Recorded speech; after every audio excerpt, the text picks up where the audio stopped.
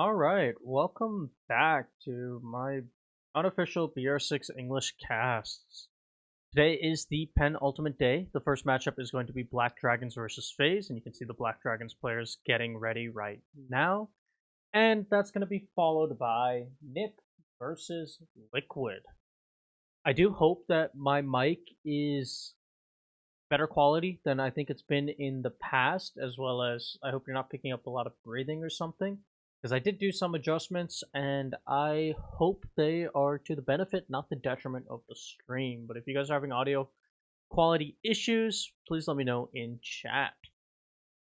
Without further ado, I'll get into some of the fascinating stuff about these matches. Like I mentioned before, this is the penultimate day of matches. So, as you can imagine, just about every match at this point in the season has a lot of implications. Now, yesterday, Liquid clinched their first seed position, and in doing so, clinched the second seed position for Faze Clan. They both sit at 28 and 24 points. The real logjam is the four teams below them. NiP and Black Dragons both have 17 points. Immortals and INTZ both have 14. Which means, depending on how tiebreaks work, we could potentially have a situation where four teams have 17 points. Now, for whatever reason, Liquipedia is saying that NiP has also clinched their third seed position and INTZ is clinched for sixth. But I don't know if that's accurate. I take that with a grain of salt. But again, I haven't done the full calculations because when you're talking about a potential four-way tie, things can get messy.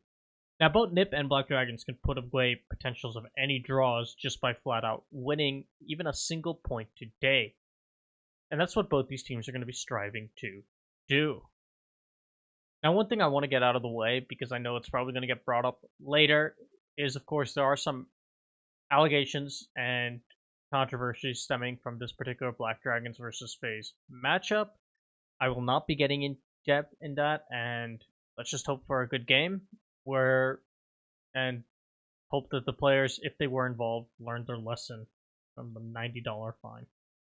Regardless, so talking about the actual matchups today, Black Dragons and Faze tend to have a bit of a go at one another. Now, Faze typically has been coming out on top in a lot of their Pro League matches and the like, but if you look back to round 7, when these two teams met up before in BR6, Faze lost pretty handedly to Black Dragons on both maps, 7-2, 7-2 splits on Oregon and Border.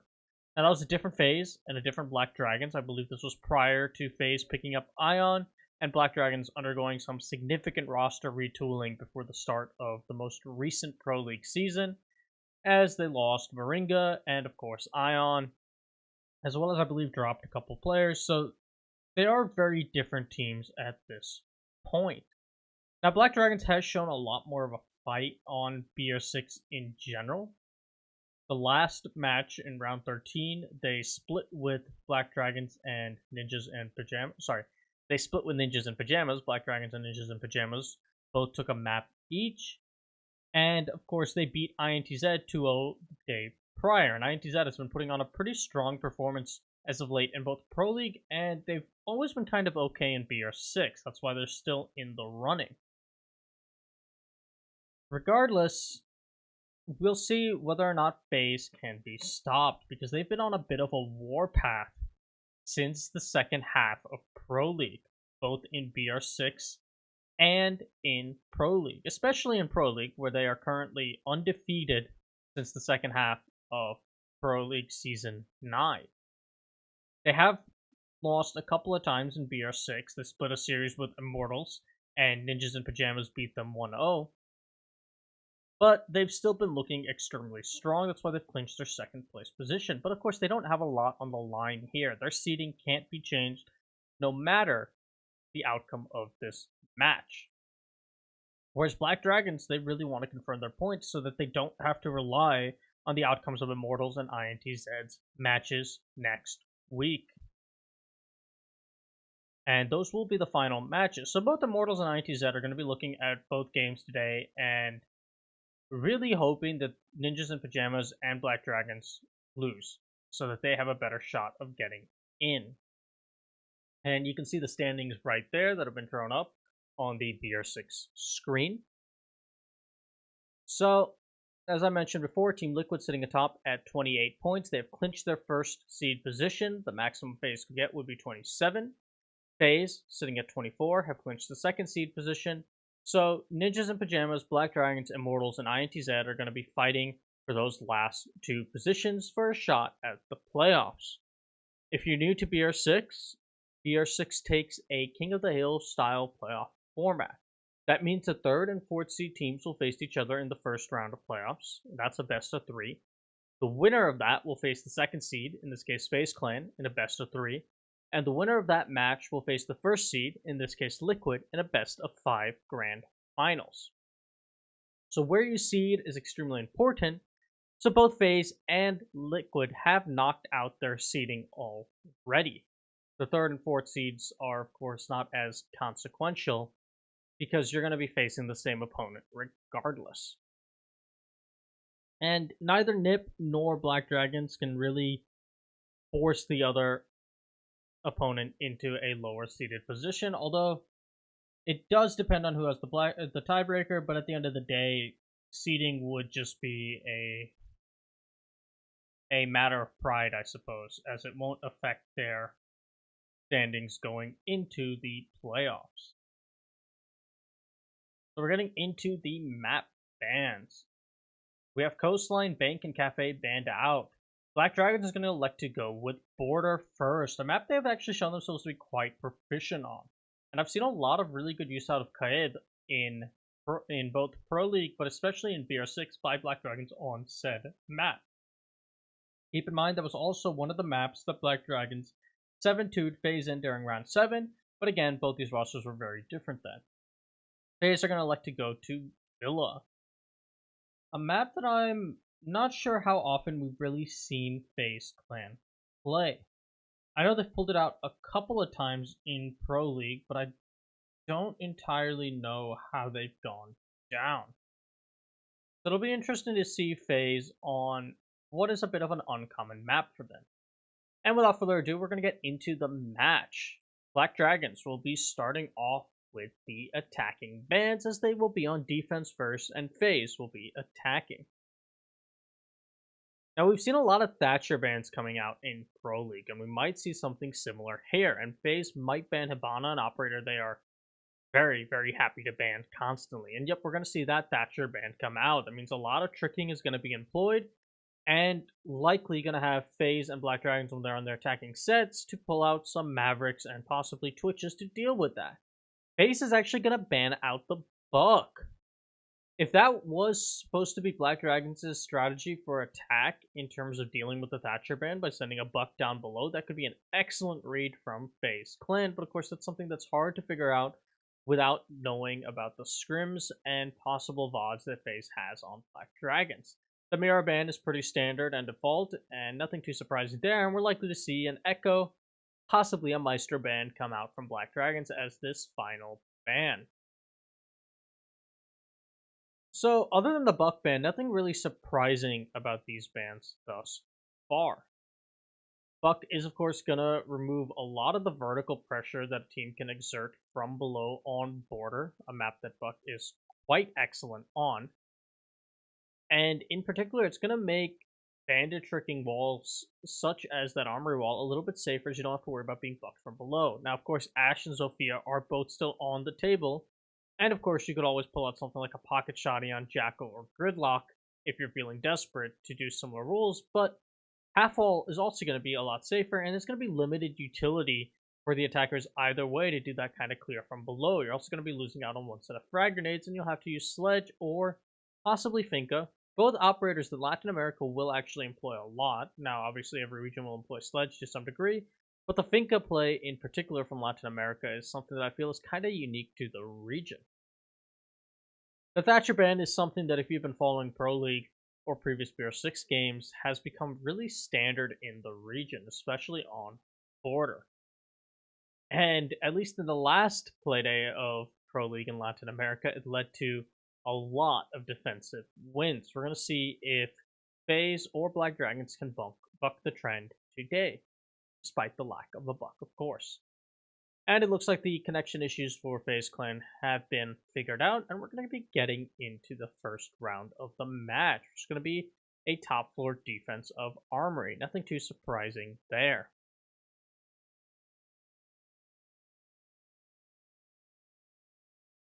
We see the Kaid being run by Hugzord. As I mentioned previously, Black Dragons has shown themselves to have quite a few ingenious setups with Kaid on border. We'll see if they'll run him a bit more default, or if they're going to do a lot of those wackier setups that we saw them in a previous BR6 on border. I believe that was against INTZ that they were employing quite a few clever tricks with the Kaid.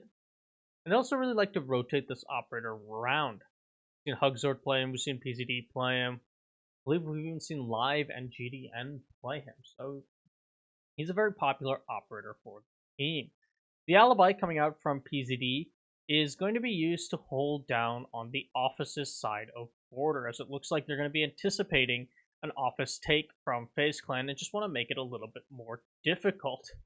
A couple whiffed black eyes there from Panico is going to slow down his deployment, as the Valk is going to be forced to pick them up and throw them around after the prep phase has already ended. It looks like she's not actually going to commit to any metal stairs cam. Astro on the Ashe is likely going to be the spearhead for Faze Clan's attack, as he often is, although we'll normally see him doing so with roles like Twitch or even the Dokkaebi. It's been a while since we've gotten to see Astro on Ashe. A breaching round is fired in. It's hard to tell from this angle if the Ashe just wanted the long sightline or if there's a particular piece of utility that she was trying to remove, and it looks like she just wants the long sightline. Of course, that can work the other way around, as GDN also has that ACOG on the Maestro LMG. And this is interesting. Despite being an office side hold with Thatcher banned out, Black Dragons is going to elect to only reinforce one wall on the opposite side, instead allowing PZD to play behind this electrified wall, looking into trip wall and try and do some damage with the alibi. A thermite charge is still going to be utilized on the remaining portion of trip wall to create a better angle, and PZD is going to go for the aggressive run out and get Ion. Yuna is there for the refrag, but that's your sledge and frag grenades down. No more really unlimited soft destruction left for Faze Clan. They do still have the Sophia and the Ashe, but the Ashe has utilized one of her breaching charges, and the Sophia is only going to have two more, as it looks like she was running the Claymore. Now maybe IQ has some breach charges, which could help out, but ultimately Faze is going to be starved for soft destruction. Not that it possibly matters, as they were able to get into the office wall, or at least they're trying to push further into offices now, as it is going to be an office take, and Black Dragons read that correctly. Maestro Cam is trying to be taken care of by Astro, but it seems like an ADS caught his charge. That's going to be a loss of utility, and possibly the only real way to remove that Maestro Cam for the side of Faze Clan. They also don't have something like a Thatcher to actually just open it up from the other side and then shoot it. And the Sophia has also used up her impacts, so no real way to remove these Maestro Cams or do any more soft destruction, as the IQ is also not running breach charges. So Faze Clan is going to be starved for a lot of explosive utility, but Hugzord is going to take more damage as Faze Clan continues their ingress. But they've only got about 16 seconds left to go, and it's going to get harder as Live is there to shut down Cameraman with the Jaeger. Panico is going to throw out a C4 and take out Live, but GDN, Panico, and Hugzord will get the final couple kills onto Faze Clan, and Black Dragons are going to take round number 1 after a rather sluggish attack from Faze Clan. It seemed like a lot of their momentum died when PZD did his run out with Alibi and gunned down the sledge. At that point onward, they were very hesitant about how to push. They did not have the utility to burn out the ADSs, and the Maestro Cams and all that intel was still available. You can see those pings coming out for the Valkyrie, hence the C4 attempt, but that would just kill her own teammate. Nevertheless, they won the round, and Black Dragons will be going into round number 2 with the first round under their belts, likely to go down to ventilation now. And that doesn't seem deemed to be the case, as it's going to be a ventilation workshop defense. Nothing too surprising there, as it is the secondary preferred site by just about every team. Sometimes we'll see a team go to customs or bathroom tellers to throw other teams off, but that's not going to be the case for Black Dragons. Instead, their form of throwing off Faze is going to be running GDN on that Clash. Not a terrible move considering how sluggish Faze Clan's first attack was, and the Clash is one of the best operators for slowing down attacks. Depending on where GDN is set up, whether he's going to be down below to try and stall out a direct side push or up top to help out the roamers, he could really waste Faze Clan's time either way. The only real utility they have to deal with him is Zofia with her stun grenades, as they're not running a Kappa Tower or anything of the like. They could potentially frag out the Clash, but that's often a more risky gamble than one might think, and the Clash isn't likely to die, but as I say that, she takes a lot of damage. PZD only has the mate 70 as they wanted to make some holes up top, so he's not going to be able to take a lot of long-range engagements to help out this Clash. That's going to be on Hugzord with the Pocket DMR. Faze Clan has brought out the Maverick, they have brought out Jackal on Mav this time around, which is going to help with their roam clear and hopefully speed things up, and they're going to have forms of soft destruction even if Ion dies.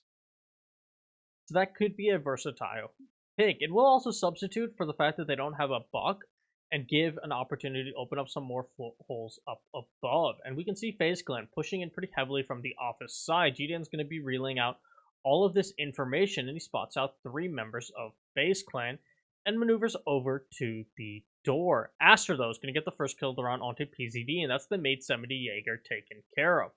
Live is going to be playing inside of the bathroom with the smoke, a common position on the site, and he's going to gun down Mav. That's the Jackal gone, and the only set of smoke grenades for Faze taken care of.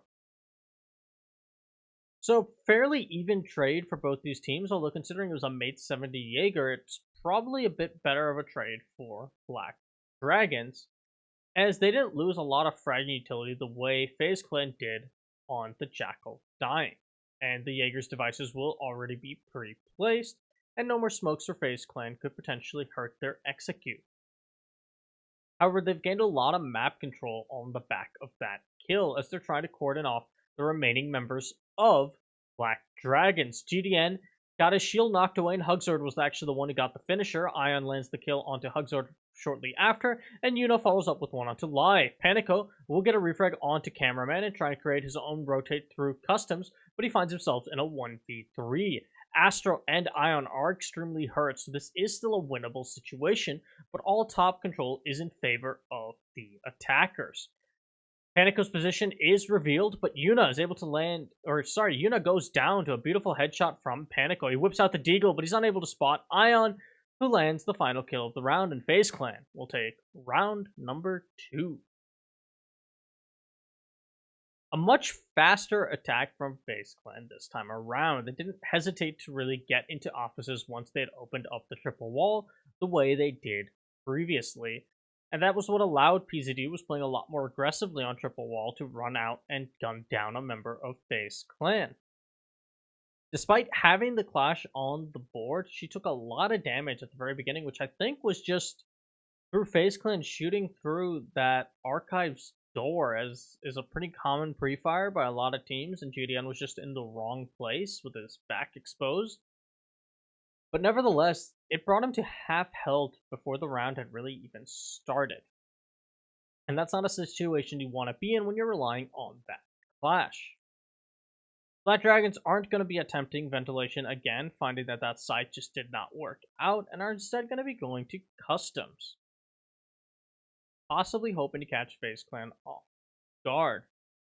The Clash has been dropped in favor of putting GDN back onto the Maestro, which is likely the right call, considering it just really didn't work out for Black Dragons last time, and the sheer amount of intel those Maestro camps provided in the first round probably helped Black Dragons a lot more than the Clash had the possibility to.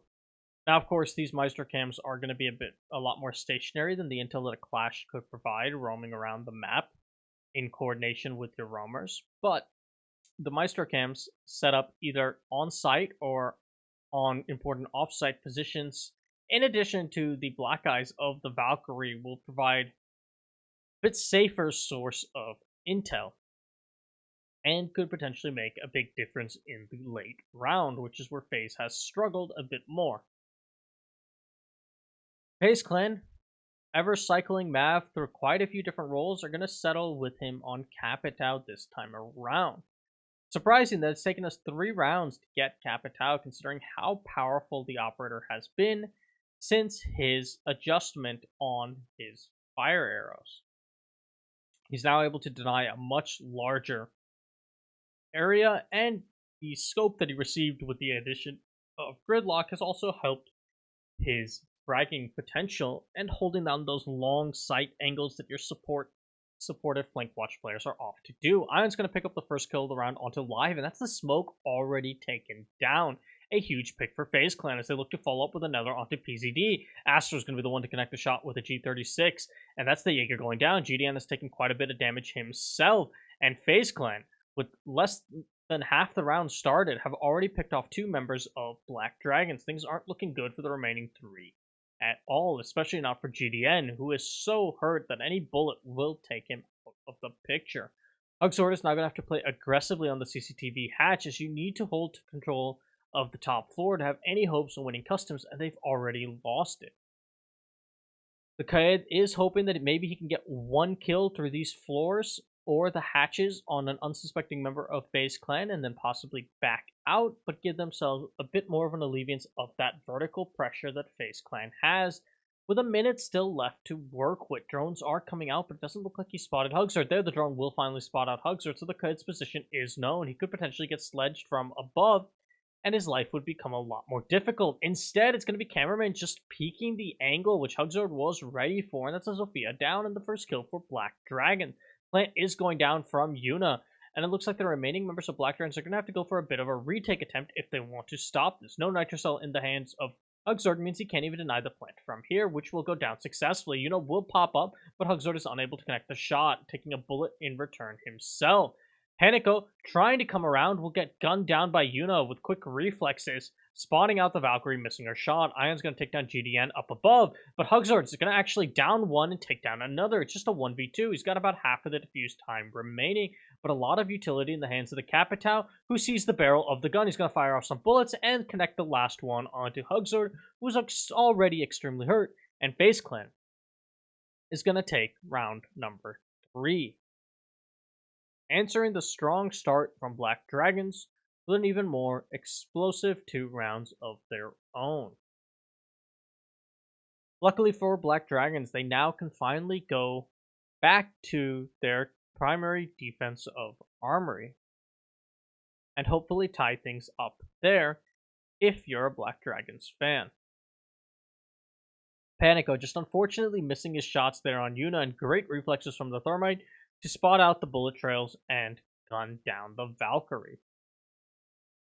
Hugsar tried to pull it back with a rather meaty double kill there, but ultimately he didn't have enough intel on the remaining positions of players, and they still had all the vertical control that they possibly needed. So despite those Valk cams and Maestro cams being jotted around the map, they were either in poor positions for that scenario, or FaZe Clan did an excellent job of removing them. Mav is going to now be on the line, so it doesn't seem like FaZe can decide on exactly what role and operator they want him to play. They're going to just keep cycling him around. Every single round he's been on a different role, and it speaks a lot to his flexibility as a player and how it allows FaZe Clan to employ quite a few different strategies in this match against Black Dragons. Meanwhile, on the side of Black Dragons, we're going to see all of them go back to the same roles and operators they were playing on the previous defense of the site, but of course that worked out quite flawlessly, so why fix it if it's not broke? The question is if FaZe has been able to break it after seeing it the first time, and if the Lion is going to be what seals the nail in the coffin.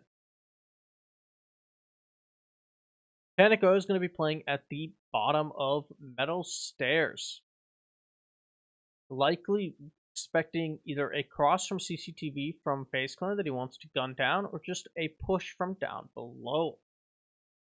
Once again, we see PZD with the same setup on the triple wall that he had previously, electrifying part of it and fortifying the other portion. Now, what I'm surprised about is that the Kaid isn't placed in a way that can get both those walls. I believe, yeah, I know, it is very possible that if you put in the right spot, you could probably electrify both walls, which might help PZD more, especially since the Thatcher has been banned.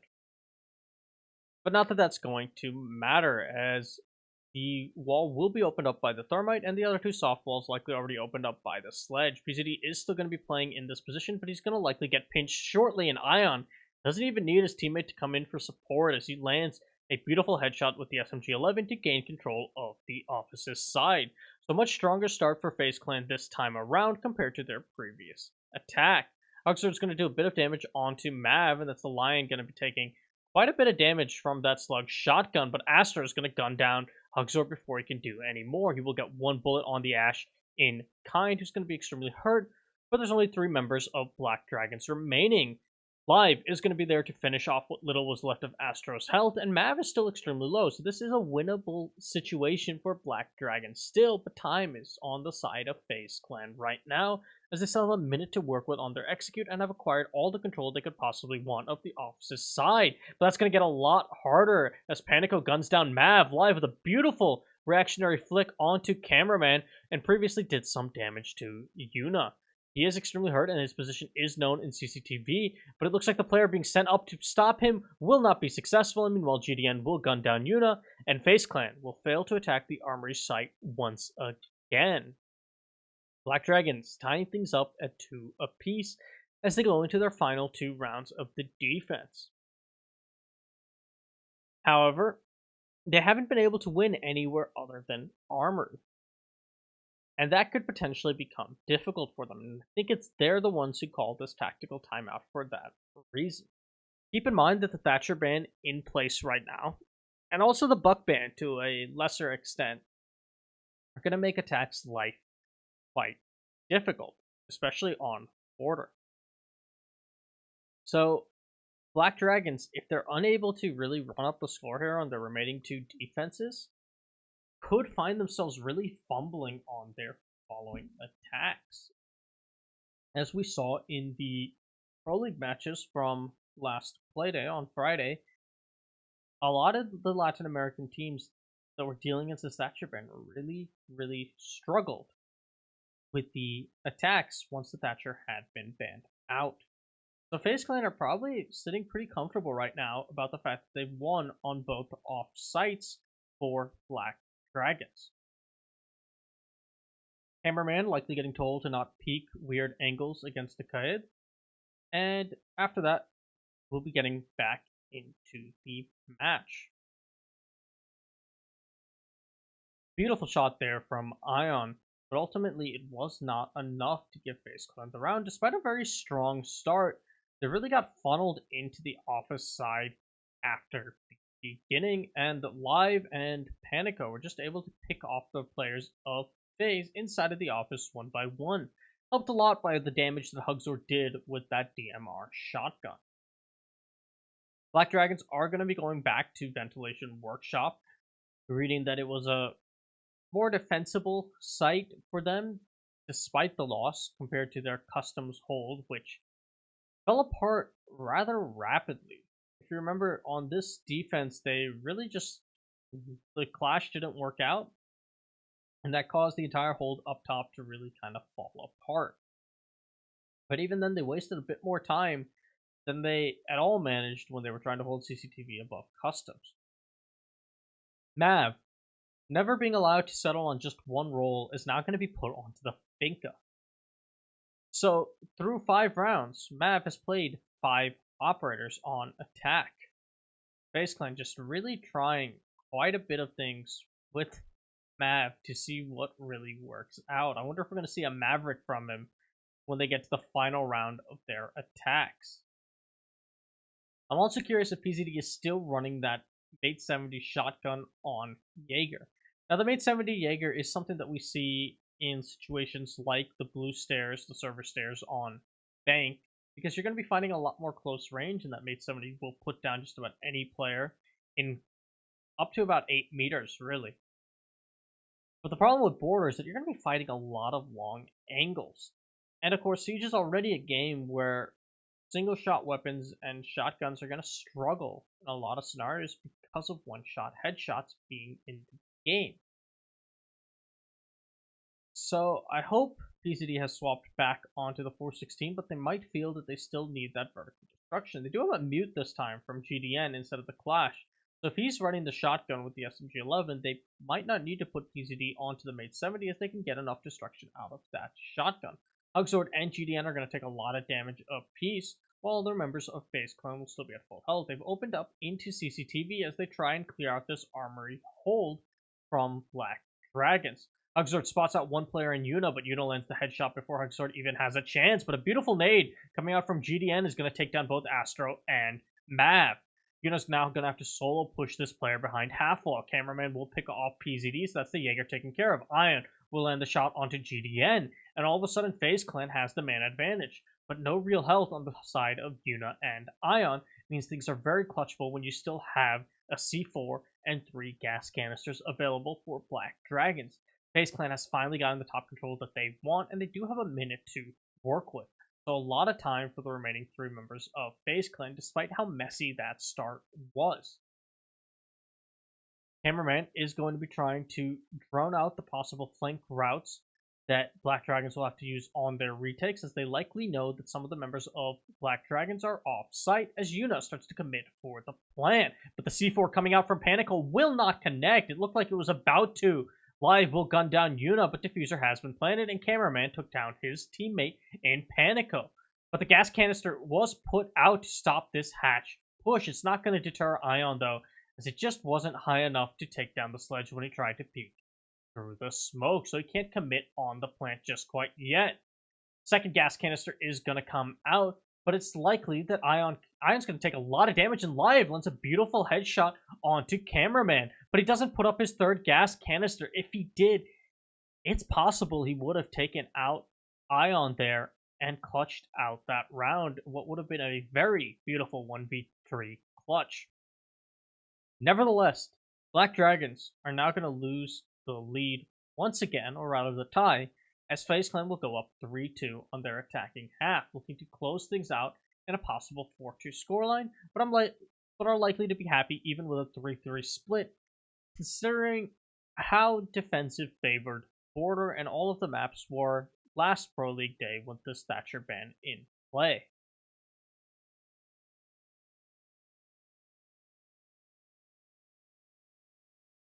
Black Dragons seem to have gotten a bit quieter than they were at the start of the match, likely trying to figure out what they can do to salvage their defensive half. Considering they were the ones that banned the Thatcher, they likely wanted to run up the score a bit more on the defense. GDN is now going to be put onto the role of the Mozzie, with Live taking up the Mute's position. So we're going to actually have a lot more drone denial and intel denial available to Black Dragons. Mav will finally play a role that he played previously, picking up the Jackal once again. So no 6 and 6 for Mav, but Astro's going to actually swap things off onto the Nomad. So the Nomad's going to actually be very helpful to FaZe Clan, I feel, with how Black Dragons have been running their defenses, as they've often found themselves getting into a lot of these retake scenarios, and that last one was the closest they came to actually properly retaking. But even without their retakes, we've seen a lot of these flanks coming out, especially when they were defending up top, to try and shut down the office control once FaZe Clan had it. So Astro on the Nomad could stop all that in its tracks from Black Dragons. Keep in mind, GDN playing Mozzie means they're going to have even more shotguns to help destroy up above. And that could help Black Dragons, but they haven't been able to hold onto this vertical pressure for long, even with that amazing C4 double kill. But speaking of explosive kills, Ion's just going to take out Astro. A bit of a miscommunication there with that frag grenade, and that's going to cost FaZe Clan their Nomad likely before she set up her utility, but Ion doesn't care. He's just going to run into sight. PZD will pick off Yuna, and GDN's going to land the kill onto Cameraman, with PZD landing another onto Ion. Mav spots out the player in bathroom, and that's Live taken care of, but it's all up to the Jackal in a 1v3. It looks like the rush attempt from FaZe Clan, with the death of Astro just not working out. We see that vertical pressure really shining from Black Dragons as they were able to gun down the members of Faze from up above pretty handedly, despite losing their anchors on sight. Mav trying to spot out if he can find any footprints to learn where a single one of these players are. He does have a lot of time to work with, but no real help. A single shot from really all of the guns available to Black Dragons right now. Both Jaeger's gun and, of course, that DMR shotgun hurt a lot, and Mozzie's commando does a fair bit of damage as well. So Mav's going to go down in a bullet from any of these three defenders, and it's going to be Hugzord who lands said bullet. Black Dragons managing to tie things up and salvage the half at a 3-3 split.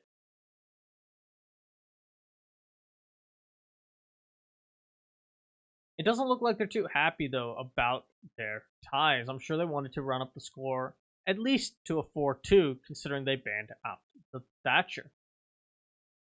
But since they were the ones to ban out the Thatcher, they likely have some strats in mind to work around that Thatcher ban. That failed nade from FaZe Clan really, well, quite literally having the power of that rush as they lost their two entry players that were going to push in through the front of sight and try and gun people down. Losing the Nomad meant Ion kind of had to do the job by himself. He picked up one kill and was immediately refragged. Perhaps if he had Astro there to help him out, they could have gotten either the refrag or just prevented Ion's death in general. Nevertheless, I'm sure FaZe is extremely happy with taking their attacks 3-3, considering there was that Thatcher ban in play. But despite the Thatcher ban, we're not actually going to see any hard breach denial coming out from FaZe Clan. They've likely read into that Black Dragons has some approach to deal with that and just don't want to mess with it, or they're going to try employing it on a different site. Instead, you're going to see a lot of operators that are still going to be breathing a sigh of relief from that Thatcher ban, particularly the Maestro, the Mozzie, and the Legion to a lesser extent, as well as Astro with his ADSs. So all those operators are going to be happy about the Thatcher ban, meaning that their gadgets can't be as easily removed. But the IQ on the table from Black Dragons, especially with the amount of verticality on border, means a lot of them could be shot up from below. Astro going for an aggressive runout, will not find anyone live, is there, quick with the reactions to gun down the Jaeger before he can get in even a single bullet off. And FaZe Clan is going to find themselves at an early man disadvantage. PZD setting up a Claymore in case someone else from FaZe decides to be just as aggressive as Astro just was. And that was Astro going down in the first 30 seconds. So not only have you lost out on the sheer fragging power of a Jaeger, you've lost out on the sheer fragging power of Astro, one of the highest rated players and highest KD players in all of the world, really. That gamble just not paying off. Mav's going to go for a potential gamble of his own. He's going to check his cam, but spot that there's nothing there. And think better. No, he's going to actually spot out a player going towards the roof, but he's not really able to connect that shot. So he's not going to go for that run out just quite yet. Instead, he's going to actually jump out from the window trying to spot out the head, but no such luck. Still on this Valve cam, seeing if he can get an opportunity to get this kill, just spotting out the head of the attacker. I'm not entirely sure which member of Black Dragons that is. It's hard to tell from this outline, but Mav's not going to have any success as he continues to check his cam, and it looks like he's finally going to give up on that endeavor. It doesn't look like that member of Black Dragons is anywhere nearby. Panico has got it controlled down below. With the breaching rounds of the Ashe, she's likely going to be used to root out some of the positions of the FaZe Clan members, but Ion is on the hunt for this Ashe. I believe she heard the drone getting shot out, so she knows that there's a player down here with her, and she's going to retreat out. Yuna holding a long pixel angle will spot one player, but showing some trigger discipline as the sledge now starts to try and peek into him. Yuna's got a very strong angle, looks like from Arsenal all the way down into the office's side, where he could potentially deny a member of FaZe Clan, but he's going to pull off of it as the office wall has been opened up into archives. He spots out the IQ in the back, and PZD is going to gun down cameraman. That's the Legion gone, but only 20 seconds left for Black Dragons as they string together 2 more kills. Panico and Hugzord onto Ion and Mav. Yuna's going to get the gun down by Zion, and that's going to be a flawless round from Black Dragons. Impressive stuff. As they will regain the lead for the first time since round number 1 and win their first attack. And they also won on the armory attack, something that Faze was completely unable to do on their own attacks. We're likely, though, to see Faze tighten up a bit now, instead of sending Astro on an aggressive run out in the first 30 seconds to try and swing momentum in their favor. But speaking of aggression, we're going to actually see a very aggressive lineup come out from Faze Clan here, as even the Meister will be dropped for the dock, allowing Yuna to take a lot more gunfights with both less risk to his team and less risk to himself. Ion still on the Mozzie, but Cameraman is going to actually take up the Jaeger from Astro, who's going to be put onto the Kaid. We're likely going to see the Thatcher band now really showing off its potency, as this is the first time Faze Clan has ran something to stop the hard breach. In this case, the Electro Claws of the Kaid. And we'll have to see if Black Dragons can properly adapt to take care of said Electro Claw without a Thatcher on the board. They do have a lot of tools at their disposal. They're sending an Asher Zofia down below to open things up, sending the IQ down below to just shoot it without opening things up, or just lobbing in a frag grenade from live.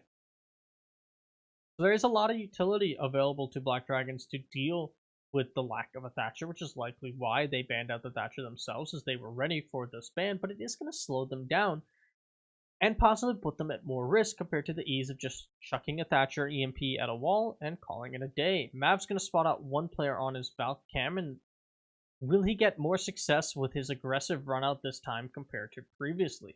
He does spot out the Ash. He's going to check his cam one more time. She's not looking in his direction. Cameraman's actually going to get the first kill onto PZD, and that's Sophia taken care of. But the drone's going to spot out Mav before he can even try and go for that run out, and Hugzord is there to capitalize. So the Valkyrie has been taken down. That's a C4 gone for Faze Clan. They possibly still have 2 more in the hands of Astro and Ion, but they will not have Yuna as he gets gunned down by Live. Astro, though, will follow up with 2 onto GDN and Live, and follow up with a 3rd onto Panico. Cameraman with the final kill of the round onto Hugzord. Astro just proving indomitable on that armory wall for any players that tried to peek him with that DMR shotgun. And Faze Clan will tie things back up at 4-4.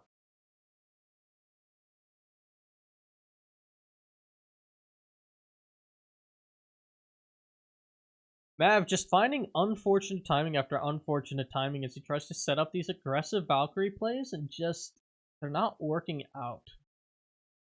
A lot of times players just aren't in the positions that he expects them to be, and sometimes they're just, his random drone comes in right as he's setting up for his run out. Good play by Hugzord to capitalize though on said intel and shut down Mav, but ultimately it was not enough as they could not deal Astra. Now the real question is, are they ready for the customs defense coming out from Faze instead of Event Workshop? And we also have another drastic lineup change from Faze Clan. Instead of Ion on the Nazi, it's going to be Mav getting onto that role this time around, so maybe he'll have more success on his aggressive runouts when he can drone himself in.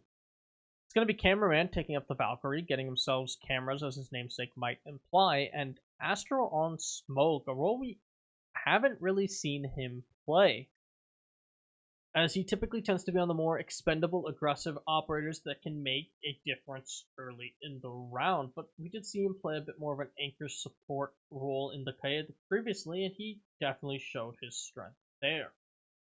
The double Frenchman setup coming out from Faze Clan is also going to allow them to contest a lot more long angles, which could be extremely important in this CCTV hold, and also give them the sustainability to deal with the possible frag grenades coming out from live that could dislodge a player in CCTV pretty easily. Mav's going to miss out on the chance to capture Panico's drone, and he's going to know about the Mozzie's position inside of Tellers, who's going to smartly rotate out, not really wanting to contest it too much. He was unable to pick up his test, so he won't be able to collect that drone for himself, and so elects to just shoot it instead. Mav, wary of a player in lobby, but it doesn't matter. Live still will gun him down anyway, and Hugzord's going to find the kill onto Cameraman. So once again, FaZe Clan starting with a man disadvantage early on. This time, it's going to be up to the remaining 3 members, once again, to display some form of heroics if they want to pull this round back. A lot of time still available to Black Dragons on this top clear, and the remaining members of FaZe are extremely isolated. The chance for potential refrags is extremely low, as Ion, Yuna, and Astro are all basically in separate corners of the maps, being tasked with holding out. And Ion looks to be the first engagement for Black Dragons. He's going to spot out the body of the sledge, but only connect 1 bullet in kind. He spots out another player at CCTV door, but is unable to connect any bullets with the Zofia of PZD. Gas canister will be called in from Astro to try and buy Ion some time, but there's still quite a bit of that available to Black Dragons, as they still have over a minute left to push with in a 5v3 advantage that they don't want to throw away. More drones come out towards Ion, so he has done a great job of ruining their utility as far as drone economy, but he will get his head ruined in turn, and PZD will connect another onto the other Frenchie. And that's going to be 2 for the Zofia, leaving Astro in a 1v5 situation with Smoke. Holding out down below, all on his lonesome with 50 seconds, things are not looking good for the remaining member of the FaZe Clan. He's going to throw out 1 more gas canister at the hatch to try and stall out any potential drops, but a drone will spot out his own position and relay that to the remaining members of Black Dragons. Flashbang is going to blind Astro, and he's going to get gunned down from above by Live, and another flawless round on the attack by Black Dragons. The customs hold just not working out for either one of these teams. FaZe Clan now find themselves down once again 4-5. They've shown the ability to fight back and regain the lead, which is something they're going to want to do if they want to deny Black Dragons potential points. Bear in mind that if Black Dragons loses this map, they're going to have to win on Villa to have a shot for any points. A tie could potentially still give them some points depending on how Villa works out, and a win will guarantee them at least 1 point, which is enough to clinch their playoff position. And since Border was their map pick, they're likely wanting to close things out here. FaZe are going to reattempt the customs hold despite it not working out one bit, realizing that, I suppose, Ventilation Workshop is just not a site they want to gamble with right now. A bit of a intriguing choice considering just how prevalent and common Vent Workshop typically tends to be in Border play, as it is considered the 2nd most viable site on the map, and the Thatcher Band's actually going to help out on that, as she can hold up an armory for a lot longer using a Bandit or Mute or a Faze. Nevertheless, FaZe Clan, they want to try for this top hold, and it looks like we might have Mav going for a spawn peek from CCTV door. Doesn't find anything, and he's going to fall back, but we have 3 ACOGs on the side of FaZe Clan, as Ion's going to be onto the Maestro this time around. They really want to contest CCTV and Armory side from far away angles. Astro is once again relegated to play down on site with the smoke, and we'll hope that FaZe Clan can have a bit more success this time around if you're rooting for them to take this match.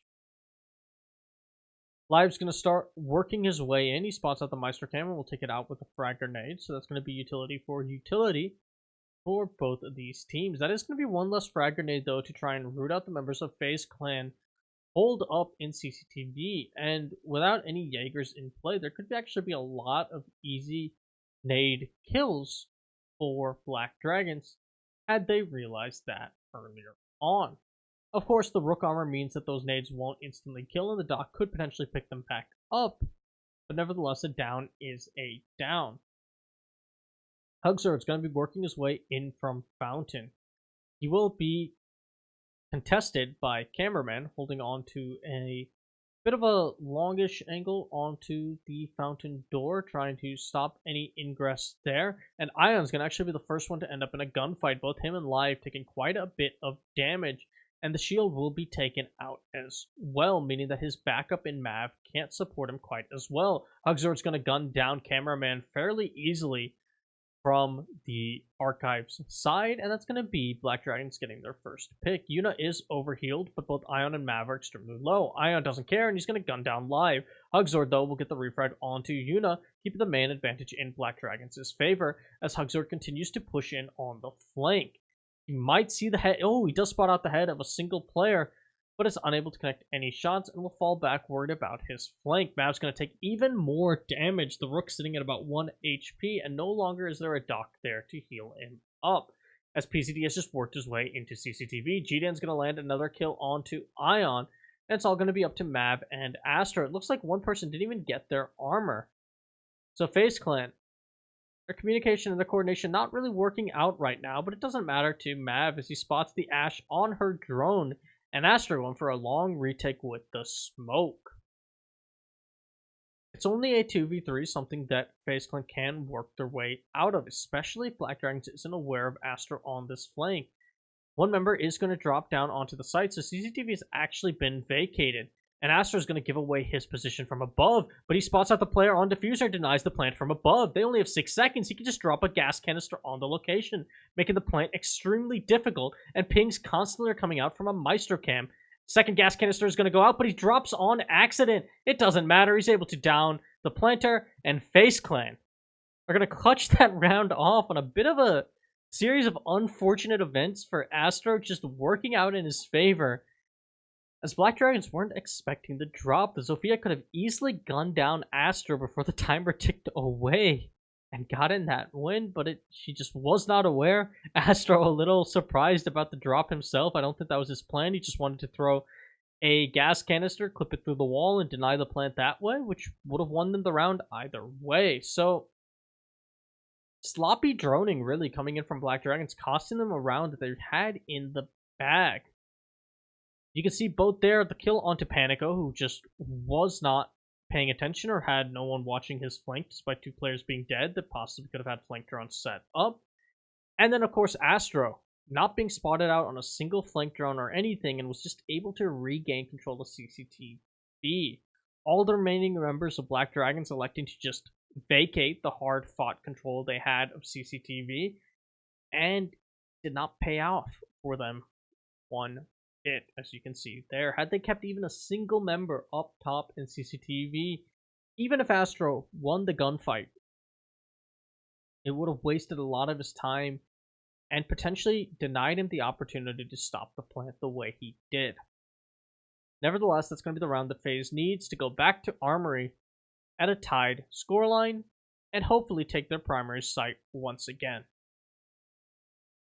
Astro staying onto the smoke despite going back up to Armory, so it looks like they're going to be just sticking him on this anchor role. Now, it is worth noting that since Faze doesn't really have anything riding on this match, they might be experimenting a lot more with roles and operators than they would otherwise. It's something we see a lot of teams do towards the end of the season if there's nothing on the line for them. And that might be why they're putting Astro on a couple more of these anchor roles to try and get him used to playing them in case they need to bust out Astro's smoke in a more important setting. But that doesn't mean this match has no importance, as this match is Black Dragons' only shot at clinching their position. Should they not win here, their fate is going to be out of their hands going into the final playday of BR6.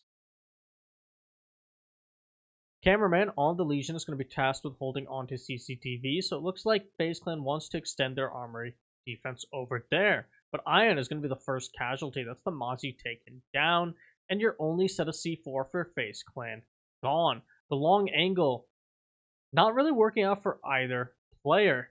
Cameraman is going to actually be the winner of that engagement, but Live is the winner of his engagement onto Astro, as Cameraman decides to just fall all the way back to site after jumping out of CCTV. Astro getting gunned down at triple wall. Yuna, though, is going to be going for the peak now, unable to connect any shots and taking quite a bit of damage himself.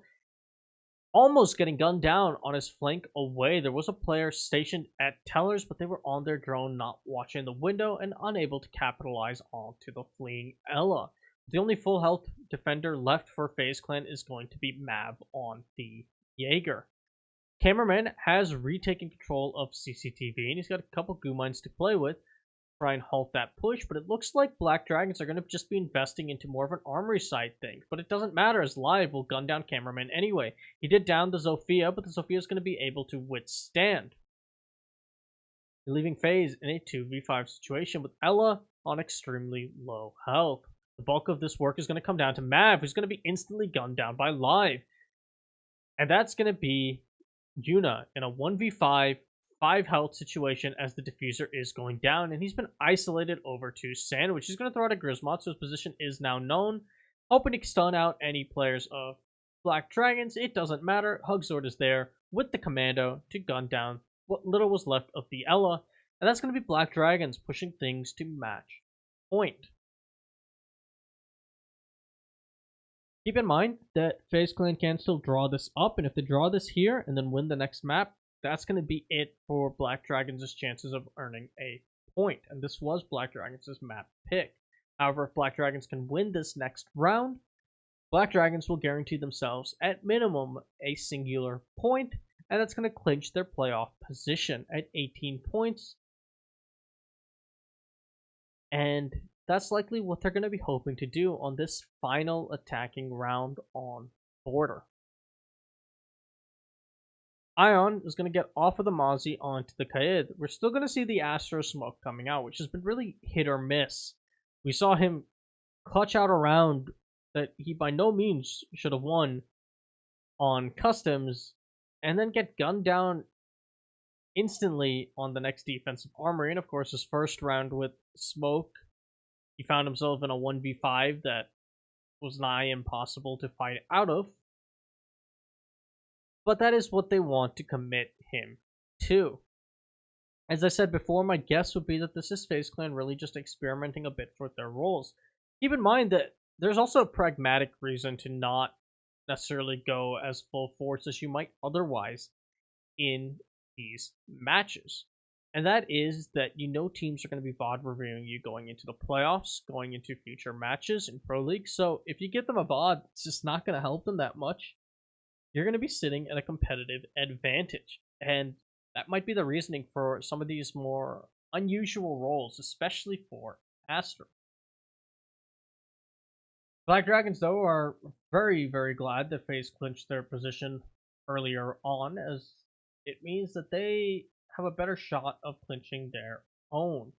But it's not going to be that great of a shot, as Cameraman gets the run out onto PZD, and that's the Zofia taken care of. CCTV control still in the hands of FaZe Clan as well. Ion using a bullet hole to play a long angle down to east stairs. Mav has taken quite a bit of damage himself, though. I believe that was a frag grenade sealing in, or possibly a player from down below opening things up, likely the Zofia. No, the Zofia was gunned down, so possibly the Ash of Panico. Either way, that's going to bring him down to about half health. There is a dock on the board for FaZe Clan in Yuna, so he could be picked up. The Ash is going to be down by Panico, and Mav is going to, Ion is going to collect the kill onto Live. So that's 2 more kills falling the way for FaZe Clan, as Hugzord was unable to actually get to the Ash to res her before she was shotgunned out. Mav could have possibly picked up a double K had he held that angle for a little bit longer, as Hugzord would have been vulnerable while picking up the Ash. So the hole being made by whatever utility that was on the side of FaZe Clan, on Black Dragons, not working out in their favor. GDN will gun down Astro, but Hugzord has been taken out, leaving GDN in a 1v4 situation with 1 bullet's worth of damage. An explosive will go sailing over errantly, and GDN is just expecting the run out from East Stairs, and it'll finally come out right as he turns his back, Ion taking him out with that ACOG pistol. And that's going to be Black Dragons and FaZe drawing the first map.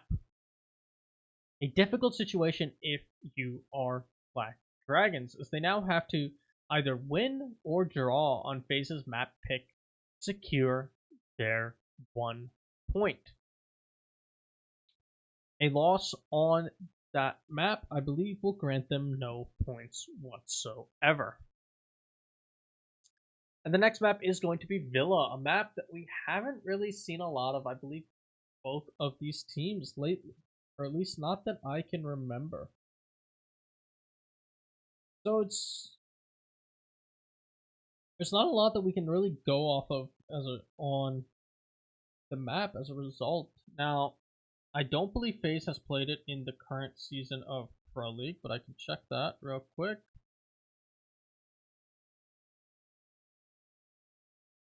And sorry, they did play this actually. They played this last playday, which I forgot about. That was when Faze beat Black Dragons on that map 7-5.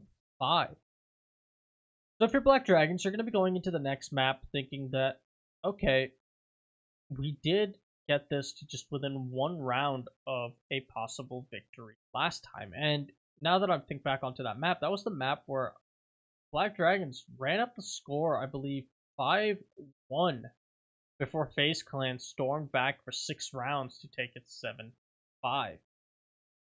So if you're Black Dragons, you're thinking that, oh, if we just tighten up on a couple of those rounds, we can easily push this to at least a draw. But it is still going to be a close and difficult match, as Faze Clan also knows what you like to do on that map. You played it very recently, and Faze Clan were the victors. Grand Lane can be a very different beast from the Pro League season, as I'd like to remind you guys of the Immortals INTZ matchup on Cafe, where INTZ 7-0'd Immortals on Cafe in that match. But immediately after the next BR6 playday, which was last weekend, Immortals and INTZ faced off again on Cafe, where Immortals just looked indomitable. They won that map 7-4. INTZ had a couple close attempts, but ultimately it was Immortals all day. So things can change quite drastically, even on the same map. And that was Immortals having to fight back from having lost that map previously 7-0, which is not the situation that Black Dragons find themselves. 7-5 scoreline means that even a single round, a single gunfight going a different way, and you can draw things up, which is all Black Dragons needs. A couple more gunfights and you can win things out. Faze Clan, though, feeling pretty happy with themselves, winning out that round despite their unconventional approaches and getting to experiment with some strats and operators they may not otherwise employ. Faze Clan are going to be starting off with the first ban, as they will be defending Villa. So we'll either see that Thatcher ban come out again that Latin America has been loving, or there's that Buck ban that Faze Clan employed previously, just not wanting to deal with the verticality that a Buck brings. It made a lot more sense on Border, considering that a lot of teams aren't comfortable going down below as often on Villa to open things up. It is a very powerful map to do so, but the problem is the nature of Villa means that you can have a lot of roam presence hidden on those lower floors. And getting your Buck into a safe position to open things up requires a lot more team coordination than on a map like Border, where there's a lot of rooms that the Buck can just run in through a door, quickly open something up, and then back out. Villa, you need a lot more map control, and the Buck's going to be a lot more exposed. But there are a lot of positions that are quite powerful. The front door of Villa, when you're trying to deny some play in either the study or in Aviator or games, are very powerful positions for Buck to play, as well as denying that astronomy hold when you're defending statuary. The Clash ban coming out from Faze Clan, though, is very, very targeted towards Black Dragons, who like to employ that Clash quite a bit. We didn't see it work out for them on Border, and they abandoned it immediately after, but Clash play seems to be a lot more effective on Villa than on Border, at least for most teams. We've seen a lot of teams like to run the shield there. And speaking of shields, Hugsword's going to be 6-picking off of the Capitao onto the Monty. We haven't seen really any Capitao play. We had Mav run him one round and he got a kill with Capitao, but he didn't do anything with the utility, which is a bit surprising considering how powerful of an operator the Capitao is right now. But he doesn't look like he's in the meta, at least on these maps for these two teams right now. And part of that might be that the Thatcher ban is really restricting their utility pick options, and they would otherwise run him in coordination with a Thatcher, but now they want to double down on both an IQ and some form of vertical destruction. But it's really hard to judge why the Capitao is being taken out and how powerful it is. The shield coming out from Black Dragons could prove a bit of a nuisance for Faze Clan, but they have a lineup that's actually quite ready to deal with him in the form of the Legion, the Echo, and of course the Smoke. They also possibly have a Nitro Cell in the hands of Ion, so a lot of utility they can throw at said Monty to take care out of the picture. Of course, the Monty even just wasting a lot of that utility could prove to be more hurtful than helpful for Faze Clan. Looks like they're going to be going for possible impact tricks though onto the study walls, so I don't think they'll have that C4, as it's likely going to be Ion running impacts with the Kaed. Kaed is an excellent operator for just holding on to walls because he has first his two Electro Claws to trick walls and deny Thermites and Hibanas and flat out destroy them. And then he can swap to his impacts to stop either walls behind him or stop that wall once it gets Thatcher. And we can see he's not actually pre-placing his Electro Claw utility as they do want to commit to the trick. But speaking of not placing utility, Mav on this Vigil roam with the bulletproof camera still in his back pocket. We see Mav actually favoring the SMG-11, which has really fallen out of favor with a lot of teams. It used to be a powerhouse of a weapon, but since its recoil adjustments, it's become a lot harder to control.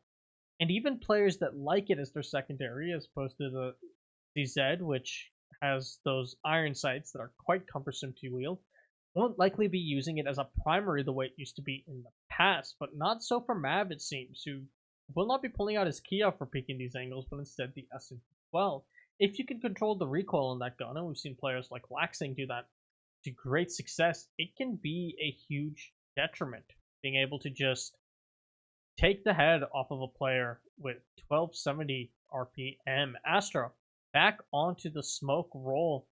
And this time playing a little less aggressive than he did before. He's going to spot out the Monty. Ion did deploy his Electro Claws to stop the push from study by Black Dragons, and a lot of time has been wasted as a result, and it doesn't look like they have a tool in place to deal with those Electro Claws after the Thatcher ban. They weren't able to send anyone down below, likely because of the congestion happening by Mav on the Vigil.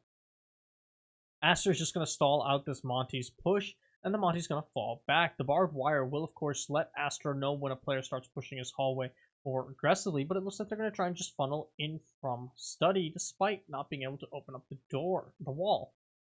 As we can see, both walls are still electroclawed. The Monty has gotten in, followed by a player behind him, but that's Sophia PSCD being gunned down. GDN, though, is going to land a kill onto Astro, and another one coming out from Panico, and all of a sudden, Black Dragons, despite looking out of it, have all the control, and they're going to win out that round in a flurry of gunfights. It looked like Cameraman was extremely close at getting that denial of the plan.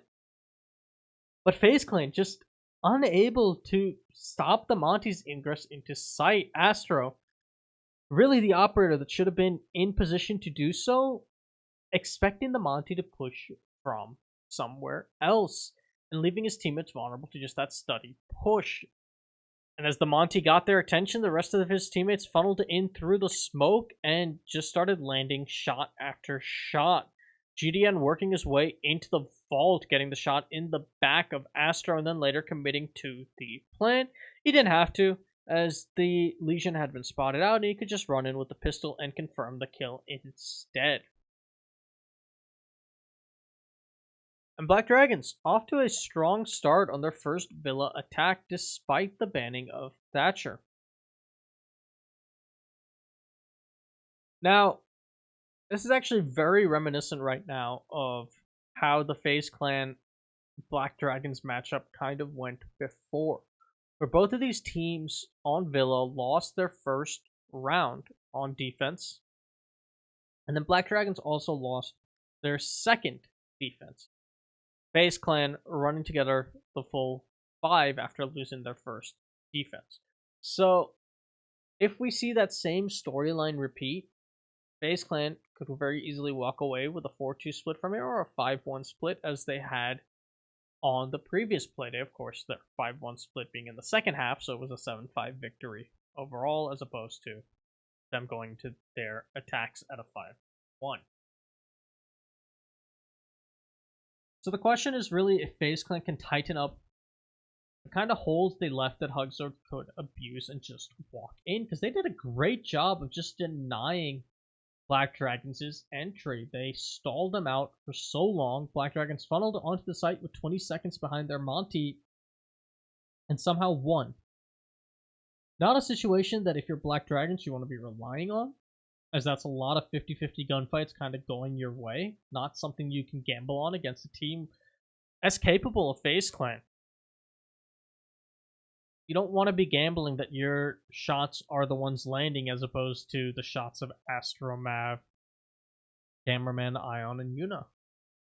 It's just not a position you want to put yourself in, and it's why also we don't see a lot of rush plays. That's why we saw Vitality kind of fall out of the meta. But this is going to be a much faster start as Live is able to pick off Cameraman on a bit of an ill-advised rotate down the stairs. Live just holding a nice long angle. And the Legion is off the board with about 2 minutes left. So a lot of those goo mines are going to actually be out of commission for the rest of this round. And that's going to be Hugzord breathing a sigh of relief as the Monty. Live's going to take a lot of damage, though, not seeing the hole open above in the floor. And the IQ is going to be one shot. Whichever member of FaZe Clan that was, I believe it was either Mav or Astro, set up above said hole. They're likely going to be disappointed they weren't able to confirm that kill, but it's going to help out Astro in particular later on, should Live have to push through some of those gas canisters. Astronomy control is in favor of Black Dragons right now, and it looks like it's going to be a northwest push this time instead of trying to funnel in through study, knowing that they weren't really able to open up the walls because of Kaid. PZD is going to get revenge on Astro this round and take the head of the smoke. So Black Dragon's looking in good position. Hugzord has been taken down to about half health, and Panico is extremely low too. And Hugzord will finally be knocked down, I think, by a flurry of impacts. But site control is now in favor, actually, of Black Dragons. But a C4 from Mav is going to see that site control vanish. A nice double kill from the Mute. And it's all up to PZD and an extremely hurt Live in a 2v2 ingress on site. They do have 20 seconds to play with, so not the most time in the world, but not awful for a 2v2 situation. But Mav has study control firmly in his favor. He spots out the IQ, guns are down. Meanwhile, Ion's going to connect the shot with PZD. That's going to be FaZe Clan answering back with a round of their own, tying things at 1 apiece and winning their first Aviator Games hold. Likely going to be going to Trophy Statuary this time around, although we saw a lot of dining play come out from FaZe, in particular during their match against Black Dragons last Friday. Black Dragons in that match actually employed a lot of library plays, so the tertiary sites for Villa being enjoyed by both of these teams, I'd say. So whether or not they choose to go to Trophy Statuary is a bit more up in the air than it would be with a lot of other teams and a lot of other regions, to be honest, that will always go for Aviator Games and Trophy Statuary. One of those two first, the other one second, and then if you have to, dining. But it is going to be FaZe Clan going for Trophy Statuary. Interesting that they have brought Mav on the Frost. Frost has always been a bit of a situational pick, but he could actually work out quite well with the way Hugzord has been playing this Monty. Keep in mind that giant shield of the Monty makes a lot of these Frost mats really hard to see when they're placed on top of stairs or just in your pathway. So those two window vaults are obviously just there to help any player playing in said positions not have to deal with a straight up gunfight, as the player fighting them will have to gun the frost mat first when they jump in and then can take the gunfight. Although if Black Dragons is smart, they can just upside down repel to deal with these frost mats should they drone them out before they even have to jump in and not have to waste any form of utility. But the one at the top of the stairs, I could see capturing Hugzord pretty easily, as the Monty's going to have a hard time seeing the frost mat at his feet.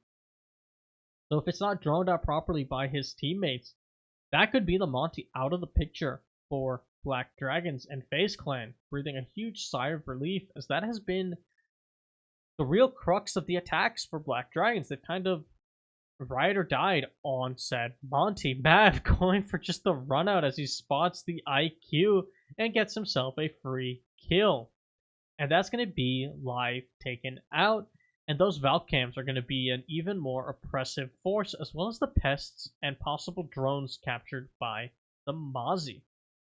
Electroclaws are also going to stay in position a lot longer now, as you can't send anyone down below. And we see that Frostmat working out on the shield of Hugzor, unaware of it on the vault. The Monty taken out.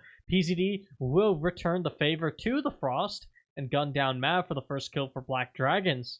But FaZe Clan already sitting at a 4-3 advantage with about half the round to go. But most importantly, the Monty has been taken out, and that was the real execute operator for Black Dragons. And that's going to be a lot of their strat and their approach just thrown away. As when you're running a Monty, you kind of dedicate your entire strat around him. And if he dies before you can do anything, your strat might just die as well. It looks like PCD is going to just open up into Statuary and try and run on in, but Astro's there with a shotgun. Cameraman gets another onto Panicle. GDN responds with one onto Ion, but Astro's there with another shotgun kill to close out the round. And FaZe Clan go up 2-1. Things looking eerily similar to the Villa from Pro League. And if history repeats itself, GDN is going to be walking away from today disappointed in themselves. Mav showing good patience there, knowing that the IQ was going to be on her cams. No one was around at all for a refrag. So no point of rushing, even though he was detected. He was going to land that kill either way. It would have been detrimental if he ran over there and slipped off or something, and then the IQ had the time to get off of her cams. The Frost 6 pick, though, really paying dividends for FaZe Clan. The Monty just not ready or aware, and that's... Frost has always been a very situational pick. Well, at least since the Sniper 90 was removed, Frost has been a situational pick because her gadget utility relies on your opponent making mistakes, which is not a situation you ever want a gadget to be in. Now, there are some exceptions in some maps that she can be ran in a bit more of a proactive manner. Border is actually a great example. There are some necessary vaults, especially for taking care of CCTV and the like, where the Frost mat can't be removed without the expenditure of utility. And as a result, if a player doesn't use that utility, they have to either shoot the Frost mat or take the gunfight when they vault through. Either way, that player is going to be downed. They might die if they choose to shoot the Frost mat and then they get shot, and they might just get downed if they choose to take the gunfight, win the gunfight, but then get caught in the Frost mat. But either way, it's likely going to be, at bare minimum, a 1-for-1 trade, if not skewed to the favor of the defense on those necessary vaults. Villa isn't so much a map quite like that, as a lot of these windows that you saw Mav placing down those frost mats, you can rappel onto, get the upside down angle, and shoot down into to destroy any frost mats set up. Not something you can do on a lot of those border windows. But it doesn't seem like Black Dragons were either expecting the Frost, aware of that potential counterplay, or just didn't draw out where the mats were properly. Either way, Hugzord vaults through, expecting to be relatively safe as a Monty, and finds his legs snapped. And Frost is so good against Monties in particular because it is hard to see those Frost mats on walking around. And Monties in general will often be very confident in their ability to survive because they have that giant shield. So something at their feet, especially with the slim profile of the Frostmat, can catch them unawares quite often. Speaking of catching people unawares, Yuna is going to gun down live. That's the second time the IQ has been the first pick for FaZe Clan, and that's going to help out Mav on the Bandit, as well as those Black Eyes once again. And Astro actually seeing the ingress from a player into the south door, but unable to connect any shots. It looks like we might see a bit more of an aggressive play from Black Dragons, and Astro, thinking about peeking it, decides not to. Instead, he's going to drop his gas canister into the doorway, slow down their push, and just hold the shotgun angle for any player trying to push on in. Keep in mind that this is on land, so Peeker's advantage isn't quite there for any of the members of Black Dragons. So the shotgun angle being held can work out a lot better. The Monty is going to waste all of Astro's utility, but it doesn't matter to Astros. He's able to shotgun down the player behind the Monty as well as the Monty himself. Meanwhile, the other member of Black Dragons was picked off elsewhere, I believe, by Cameraman on the Legion, leaving things all up to PZD. He's going to get down by Cameraman, and the knife comes out. No! Astros saying none of that toxicity here. He guns down his teammate and then takes down PZD. So much for Cameraman's knife kill. And that's going to be a bit of his stats affected, but it's all in good fun, and you can see the members of Faze Clan laughing about it. And that's going to be Faze Clan doing a perfect rotation so far of their defensive sets on Villa. That's 3 in a round for them. And it looks like Black Dragons are going to be elected to use this time for a tactical timeout, as I'm sure they're worried about that 5-1 split that happened to them in Pro League just last Friday. And this time, it won't even be Faze coming back from a deficit. It's going to be Faze with the advantage.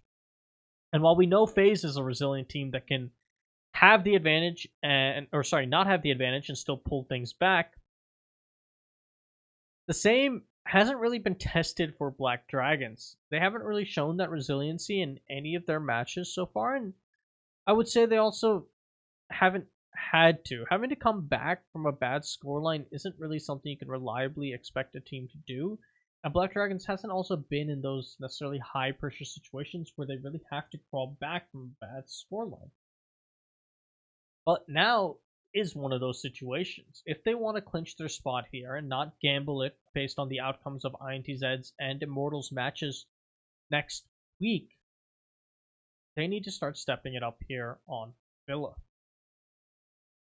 Now, they will have at least the mentality that regardless of how the rest of this half works out, that they will get to defend on Villa, and there is no Thatcher in play. And Maestro and Echo are both available, as the Clash was what was banned.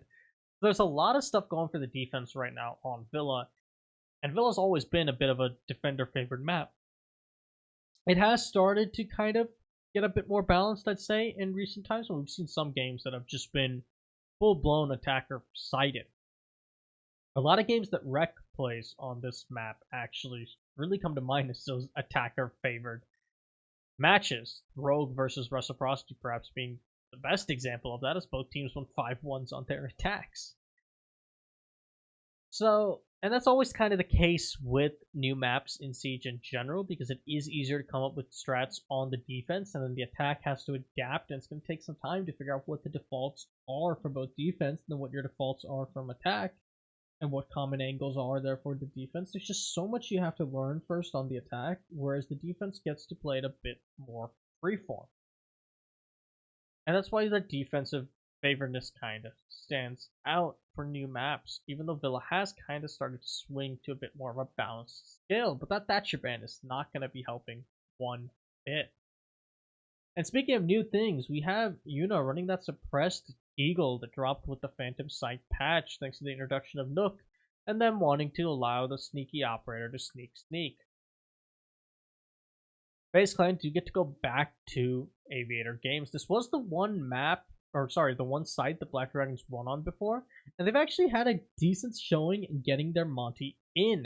They're going to continue their decent showing of starting things off with another kill onto Cameraman Legion, being caught by these stairs at the beginning of what feels like every round of this defense. And it's always been by Live, who has finally abandoned the IQ, realizing he's dying every round anyway, he's not getting to use the gadget. May as well just abandon the IQ and give it to Panico, who might have a bit more success. There is a pulse on the board for Faze Clan, and obviously the black guys that were already being ran every round means that Panico is going to be extremely important to stay alive, especially if they have to rely on him to get rid of that Electroclaw. The C4 just not connecting where Yuna wants it to, and he's just going to have to take the gunfight manually. He's going to take a lot of damage in the process and do none in return. They've called in Mav to likely try and take that C4 toss himself, and the Electroclaw coming out looks like it's going to actually deny the Thermite the ability to open up the study wall, as it looked like he was pushing up to said wall to take it out. Now, one thing to note is that Live could chuck in some frag grenades through these holes open up and possibly connect there.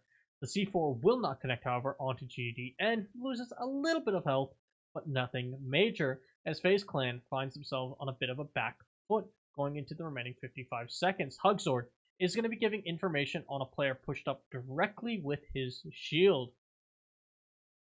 As the Monty once again tries to ingress, we see GDN setting up his thermite charge at the bottom of the reinforced wall. He's actually going to abandon that strat as PZD gets the entry frag onto Ion, pushing into the site. Gas Canister is going to force PZD back and isolate out the Monty, who has to push all by his lonesome right now, and just has control of Armory. PZD runs in and gets another kill onto Astro, followed by another onto Yuna. Live gets the final kill of the round onto Mav. So, that's going to be Black Dragons getting their second win on this Aviator Games attack and making things now a 3-2, which is better than they were able to do in last Friday's Pro League day. And that means the best that FaZe can walk away from this half is a 4-2 split, which I'm sure Black Dragons is very comfortable if they find themselves in that position of being able to at least walk away with a draw. And a draw will still give them the 1 point necessary in order to confirm their spot in the BR6 playoffs. Mav, who has just been playing so many operators today, is going to be running the Capcan, bringing out a lot of those operators you just don't get to see today on Villa. We saw him run that Frost to great success earlier. Now he's going to be running that Capcan, hoping to get a similar level of success. If Black Dragons wants to take this half at an even split, which would bode extremely well for their defenses when they don't have to deal with a Thatcher on the attack, they are really going to be looking on getting Hugzord in, getting PZD and Live to follow up, as they have been really the two players kind of playing behind that shield, and not getting Hugzord too far isolated. We saw that last round. Even though they pushed so far into sight, it could have gone very bad very quickly because Astro was able to isolate out Hugzord from the rest of his team. Had Astro been able to connect a shot with PZD and taken him down, it's likely that whole round would have swung into FaZe Clan's favor, as Hugzord had no way of regrouping with his support, his team, and a Monty in the middle of sight by himself is pretty much a dead man walking.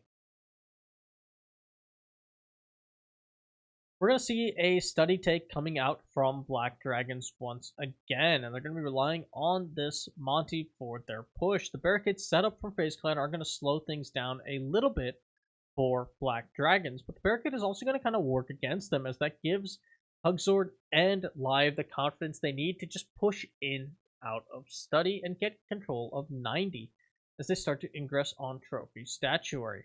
It's a very clear and efficient roam right now. We see a player coming up the red stairs from FaZe Clan, but he's gonna fall back. Hugzord just checking things out with the Monty as he continues to relay so much intel to his team. He's been doing an excellent job on this Monty, although he almost gets C4'd from below for his troubles, or perhaps that was a Capcan trap. It's hard to tell exactly what.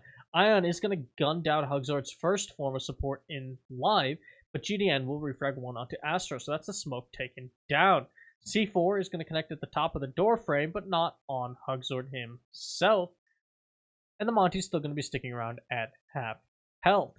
I think that was a Capcan trap. In fact, Hugzord now does have side control. He's going to give the information to PZD about where the peaks are coming out from, but the player's going to wisely fall back as Hugzord now works his way towards the bathroom. Gumine being placed down at his feet is going to stop him in his tracks, and he can't ingress further into the bathroom, but PZD is going to pick off Ion, so that's the kid taken care of. The dock has also been droned and spotted out by the Monty, who spots out another player, but it doesn't matter. Yuna lands a shot on PZD anyway, and Cameraman lands one onto GDN. Hugzord wins out the easy 1v1 with the Monty, but Cameraman's there from behind to gun him down, leaving things all up to Panico in a 1v2. He does have 45 seconds to work with, so a lot of time in his favor, but Diffuser is down in sight. He's lost his Monty, and now he's lost half of his health thanks to a Capcan trap. The Capcan putting in good work this round. And the Gumine meant for the Monty is going to put in even more work as Panico hits it. The IQ is sitting at very low health. She is spotted out, her position given away. And it's going to be Cameraman and Mav to try and wrap things out for Faze Clan for this 4-2 split. The Capcan, though, will be down, so Panico is going to feel safe to start going for the plant. Cameraman does have the intel on the plant. He's going to throw out a Goo Mine, though, and that's going to give away his position. But it doesn't scare Panico. Oh, it does scare Panico off of the plant at the last second. And right as Cameraman rounds the corner, unfortunate timing, but it's likely Panico would have been dead either way. Cameraman playing that extremely well and gunning down the IQ to win out the 1v1 clutch and give FaZe Clan a 4-2 split on their defensive set on Villa. Not as great as I'm sure they possibly wanted, considering the Thatcher ban in play and how they ran this map up 5-1 previously, but I don't think FaZe Clan's going to be complaining about a 4-2 split. Nor do I think they're going to allow things to slip away too much on their attacks this time around. Black Dragons, though, are also going to be pretty happy with that take. Yes, they'd want more rounds so that it's an easier defense for them, but they know that the Thatcher being off the board gives them a lot of freedom and a lot of flexibility on these defenses to really just bunker down. And Black Dragons, what I feel, was one of the first teams to really start using Kaido to his full potential and use him in a lot of interesting setups. So they're going to feel pretty confident, I think, about being able to run together 4 rounds, which is all they need to secure their 1 point. Especially on Villa, which, again, it's already a little defender favored, and it just gets more so with a Thatcher ban in play. FaZe Clan, though, bringing a lot of soft destruction to counteract, I think, this Thatcher ban. We're going to possibly be seeing a lot of verticality coming out from FaZe Clan as they have the pocket shotgun of the Jackal, they have Astra, they have Cameraman on Ash and Zofia, and then of course they have the Sledge. If the Hibana's running breach charges, that's even more soft destruction available to FaZe Clan. And part of that might be to just go below, open up the floors, and deny Kaids, deny possible bandits or mutes that might come into play from Black Dragons, because they never know what they might have 6-picked towards, and really just take an alternative route to dealing with this Thatcher ban.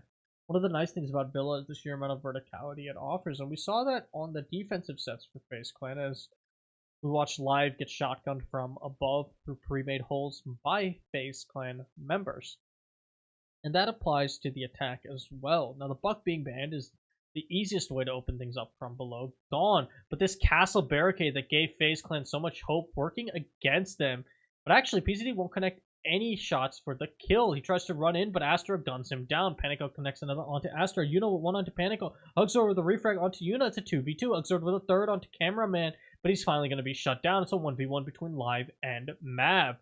Mav taking a little bit of damage from the Goo Mine, but otherwise being perfectly fine. But he's going to get flanked by the Kaed while he's scanning the footprints. And Black Dragons are going to take their first defense. That aggressive rush in, taking advantage of the castle barricade, blocking off line of sight into study, almost backfiring for FaZe, then looking really good for FaZe, and then falling apart for FaZe in the final 1v1. And that's really what comes down to those rush strats. Even when you have those openings in sight, they can be extremely risky plays because they rely on a lot more on 1v1 50-50 gunfights. When your players charge into the site, they likely aren't going to have a ton of intel on where the defenders are set up, so they're going to have to rely on getting those gunfights and winning them. And as we saw there, Hugzord, had he lost that fight against Cameraman, that's likely a round that goes fully in the favor of FaZe. And that's the danger of the rush strats at this level of play. But at the same time, it was a decent read from FaZe Clan on the fact that that castle barricade gave them that avenue in that they wanted. You don't have to worry about pressure from study. Now, what they weren't ready for was that was actually a bait from Black Dragons, the Legion, ready with the impact to try and explode onto study later on and punish FaZe for doing exactly what they did. I guess they just didn't expect FaZe to be that fast as the Legion came around. He lit up a couple of players, but didn't actually connect any kill shots, and then Astra gunned him down when he tried to push into the site. We're going to see another Frost coming out from Panico. Possibly not wanting to be showed up by Faze Clan running that Frost to great effect, as they will not go to Trophy Statuary. No library from Black Dragons the way they were doing on Friday, where library really seemed to be their secondary site over Trophy Statuary. They're already off to a better start though than their defenses on Friday, which were a 5-1, or sorry, a 4-2, and winning that first round, which is what they failed to do previously. Panico, though, failing to get the drone, is going to be pretty exposed here in Astronomy. But Astronomy is a strong position for a defender to play. In general, typically you see a Maestro or an Echo positioned up here using information from their own cameras or possibly a Valkyrie camera set up somewhere to help them take gunfights from behind that desk. And that's where that Buck ban is really going to help out Black Dragons. Just it was Faze Clan that banned out the Buck, but Buck allows Astronomy to be played a lot easier for the attack, as you're able to buck out a person set up behind the Astronomy desk, which is not going to be available for Faze Clan. But they do have the Lion, and the sheer amount of drone intel they have on this Frost could mean Mav could help pinch her out in just a bit. As that Lion scan, while it doesn't stop you for as long as it used to, it still does stop you. And when you have players like Astro as your entry, chances are that its stopped player that's been droned out is a dead player. Cameraman is going to be opening things up from below, trying to get rid of, I believe, those Electro Claws set up onto the triple wall of Master. And the first line scan is going to be going out. A good smoke canister being tossed out, though, to try and deny that push with the line scan, and Mav's going to take a lot of damage. PZD is going to get the first kill for the round on Cameraman, but Astro will refrag onto Panico, followed by Ion with another onto PZD. GDN gets one onto Mav, Live one onto Yuna, and Ion with another onto GDN, and it's a 2v2 once again. The player from Bathroom spotted out, but unable to connect any shots, and Live will gun down Ion. Hugzord knifing Astro before he can withstand. And that's going to be Black Dragons tying things up at 4-4.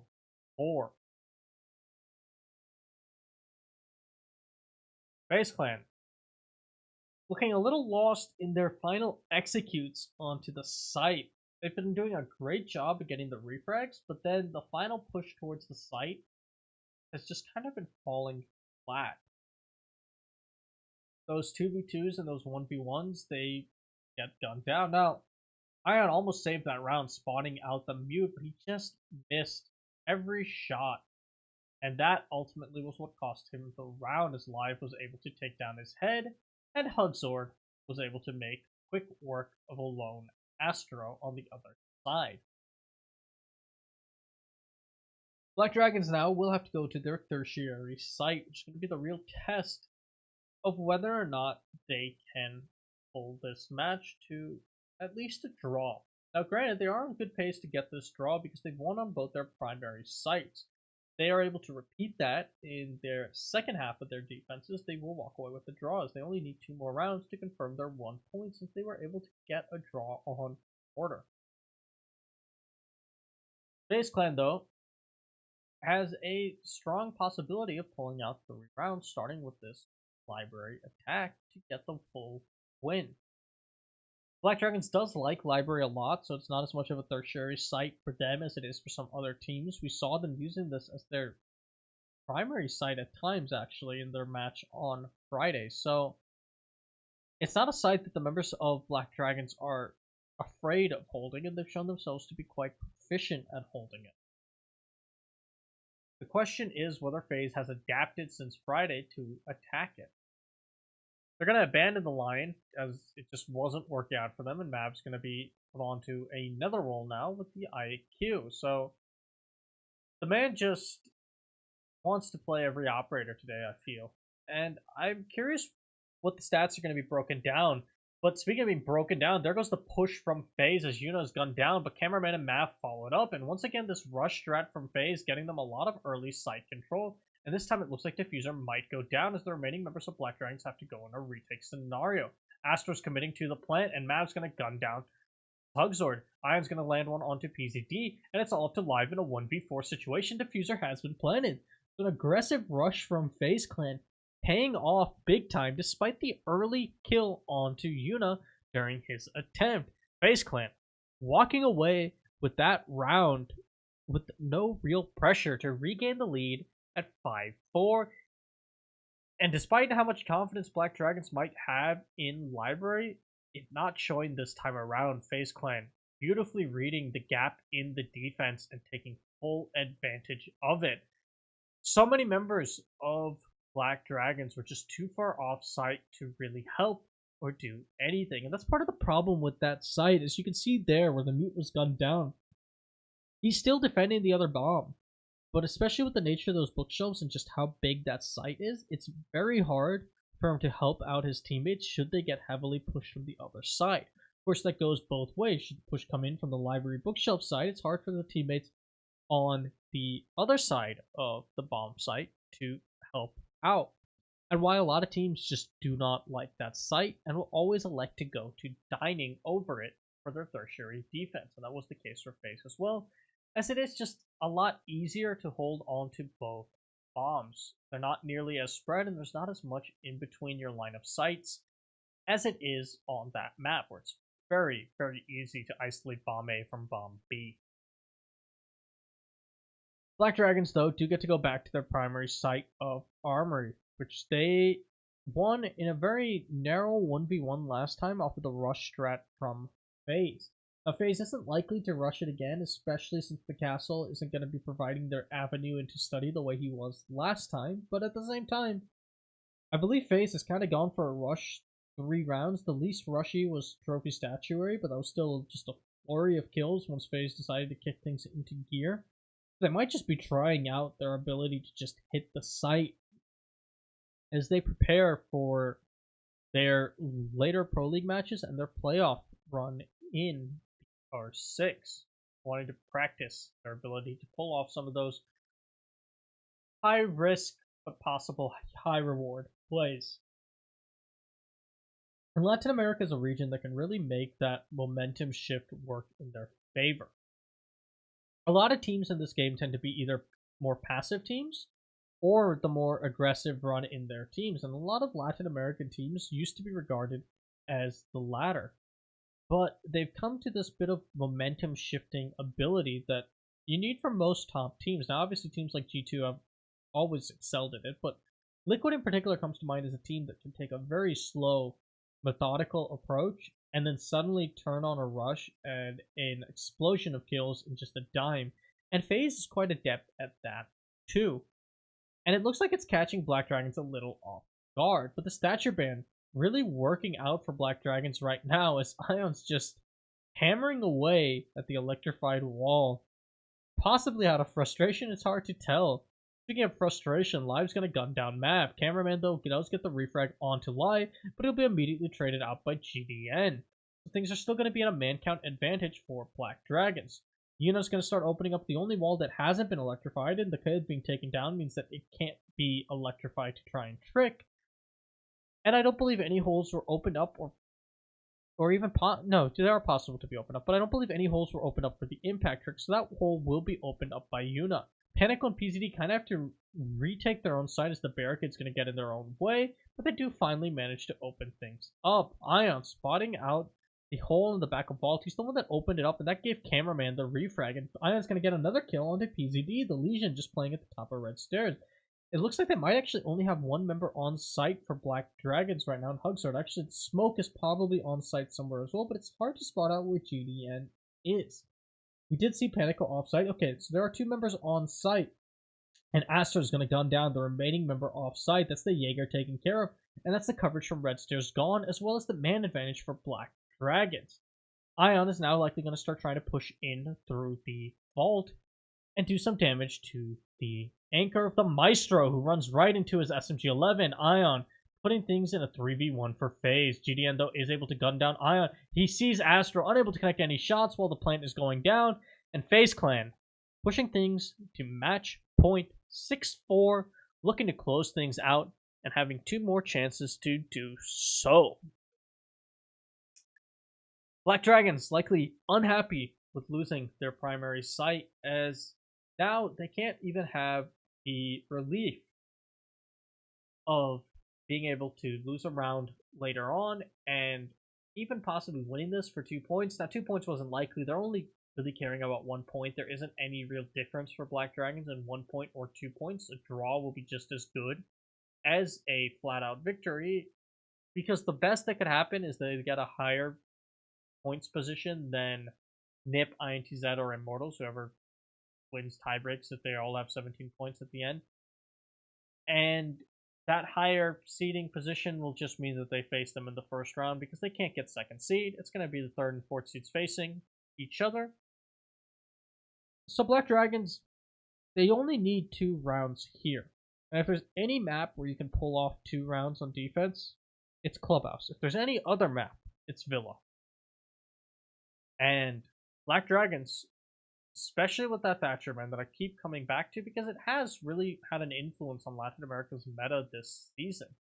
We did see it kind of first come out in BR6, but then it's really exploded right now in Pro League. I believe Thatcher's sitting at 100% ban rate after 4 playdays in Latin America Pro League, and it has swung these stats to be a lot more skewed to the defense. Although FaZe Clan proving themselves to be quite effective on the attacks right now as well, and not letting it stop them too much. This flurry of soft destruction they've been running has been working out quite well, and also just their raw gun skill has been paying off. They haven't really found themselves in necessarily a lot of situations where they want to open up a lot of utility. Again, the study wall never got opened up, and that was what was electrified by Black Dragons. It just didn't matter. They left the vault soft, and Ion opened that up, and Hibana opened up the wall on 90 hallways. So FaZe Clan just finding other avenues in than what the trade is stopping, and so they're kind of working around this Thatcher ban in a sense. But not getting worked around is Ion, as PZD will be there to gun down the sledge. So no explosive entry for either him or Astro live connecting onto the Zofia. So that's the spirit of FaZe Clan's attacks taken care of. Yuna tries to pop in for the refrag, but Live will gun him down with a shotgun after Yuna misses his opportunity earlier. It's all up to Mav and Cameraman. Now they do have 2 potent operators for this push. Cameraman's Ash obviously having some of the best fragging in the game, or depending on who you ask, the best fragger in the game. And Mav has shown himself to be adept with the SMG-12 before, despite its recoil changes. But it's going to be a 2v5 that they're staring down the barrel of, and the members of Black Dragons are extremely well off for their health. Cameraman does have intel on a player, that is Hugzord, but was only able to land 1 bullet through the wall. So not being able to confirm that kill is going to make him feel in a very tough position as he finds himself in a 1v5. PZD knifing the Dokkaebi off screen.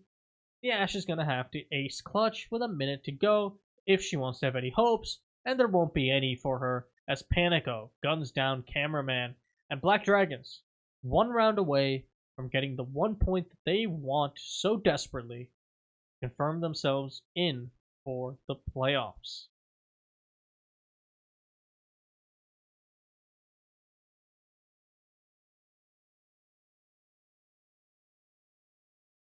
So, FaZe Clan has kind of been doing the same approach every one of these attacking rounds, which has been hit into the crux of the defense wherever they find their small weakness hard and fast early on, swing momentum in their favor, and try and piggyback off of refrags. But that round, the 2 people that are supposed to be refragging for each other and are supposed to be the real entry dynamic force for FaZe Clan, at least in these rounds, both got gunned down separately.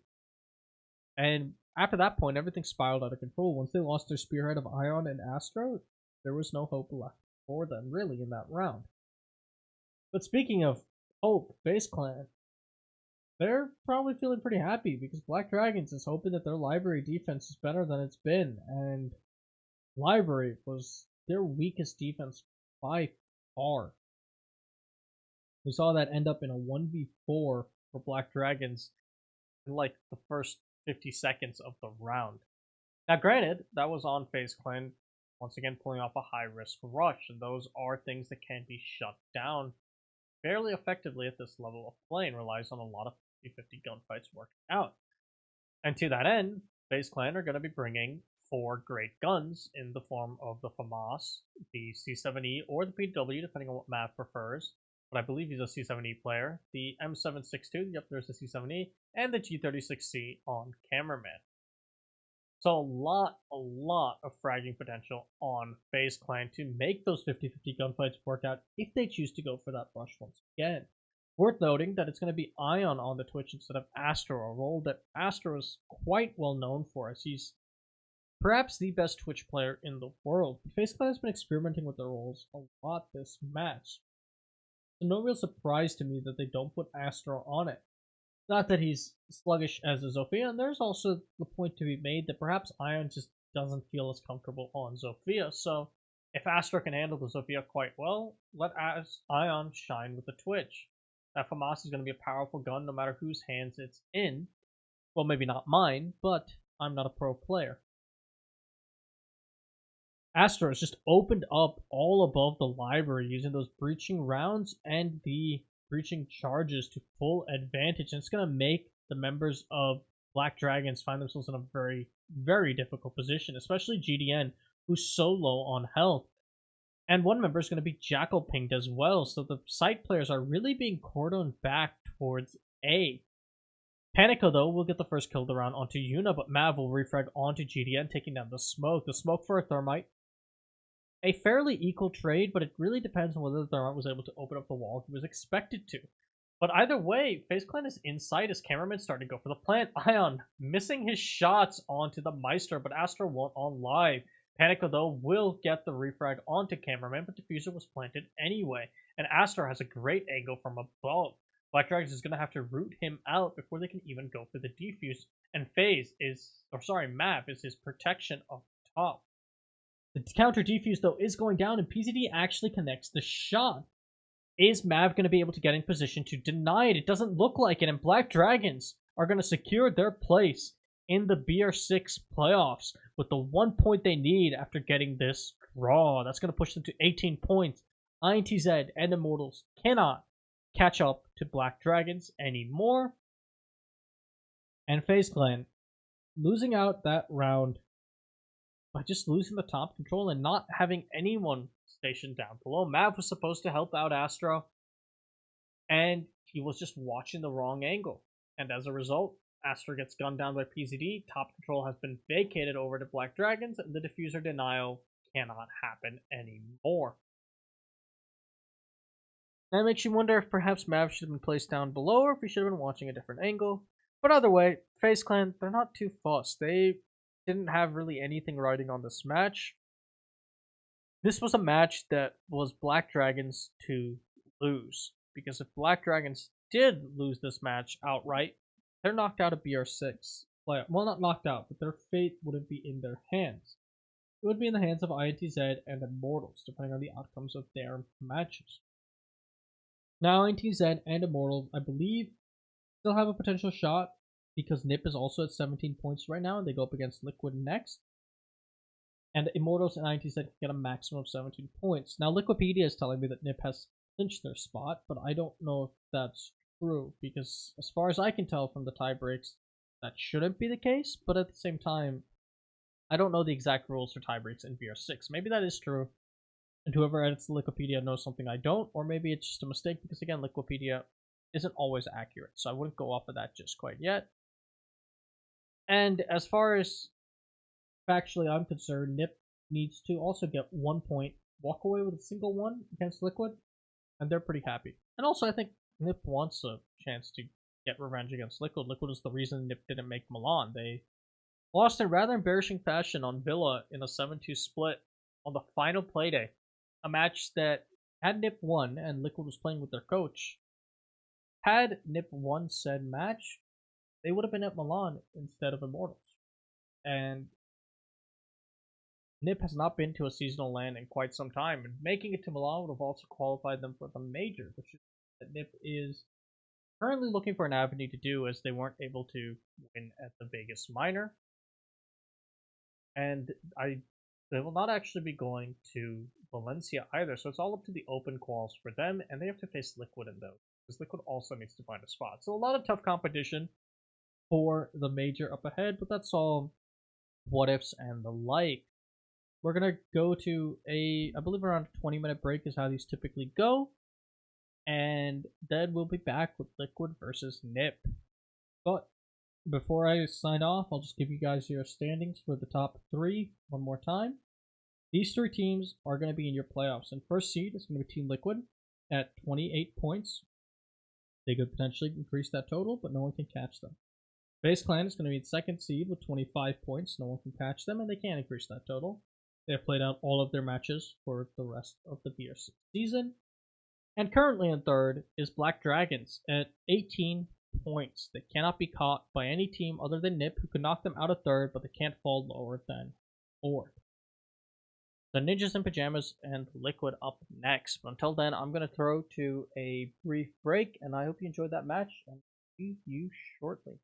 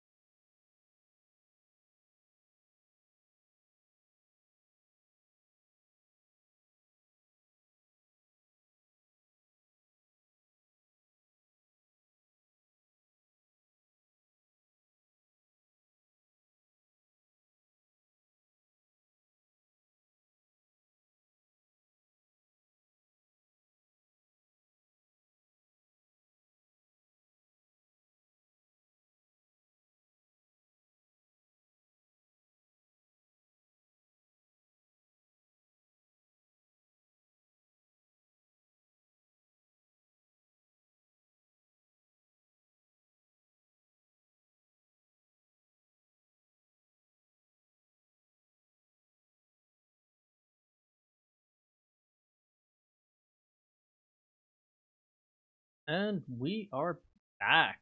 So, welcome back to my English BR6 casts. We finished up just last round, or a couple, about 40 minutes ago. We just finished up Faze versus Black Dragons, a match that saw both teams walking away with draws on both maps.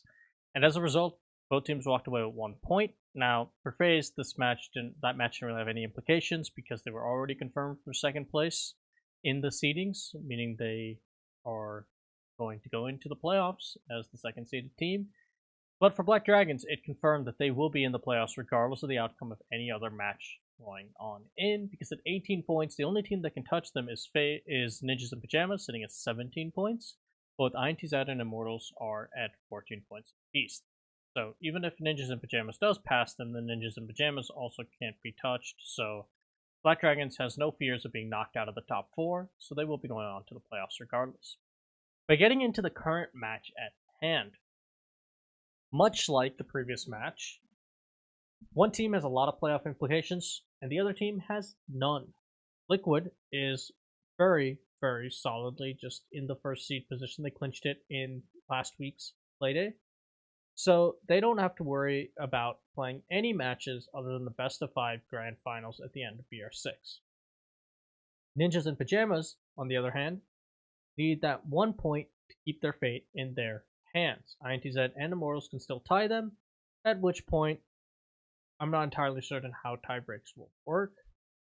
I believe Immortals holds the tiebreak over Ninjas in Pajamas, or INTZ does. I believe one of those teams does hold in a direct, and I have no idea if they go to mini league or what they do in the case of multiple teams being tied, because I'm not entirely certain on BR6's rules.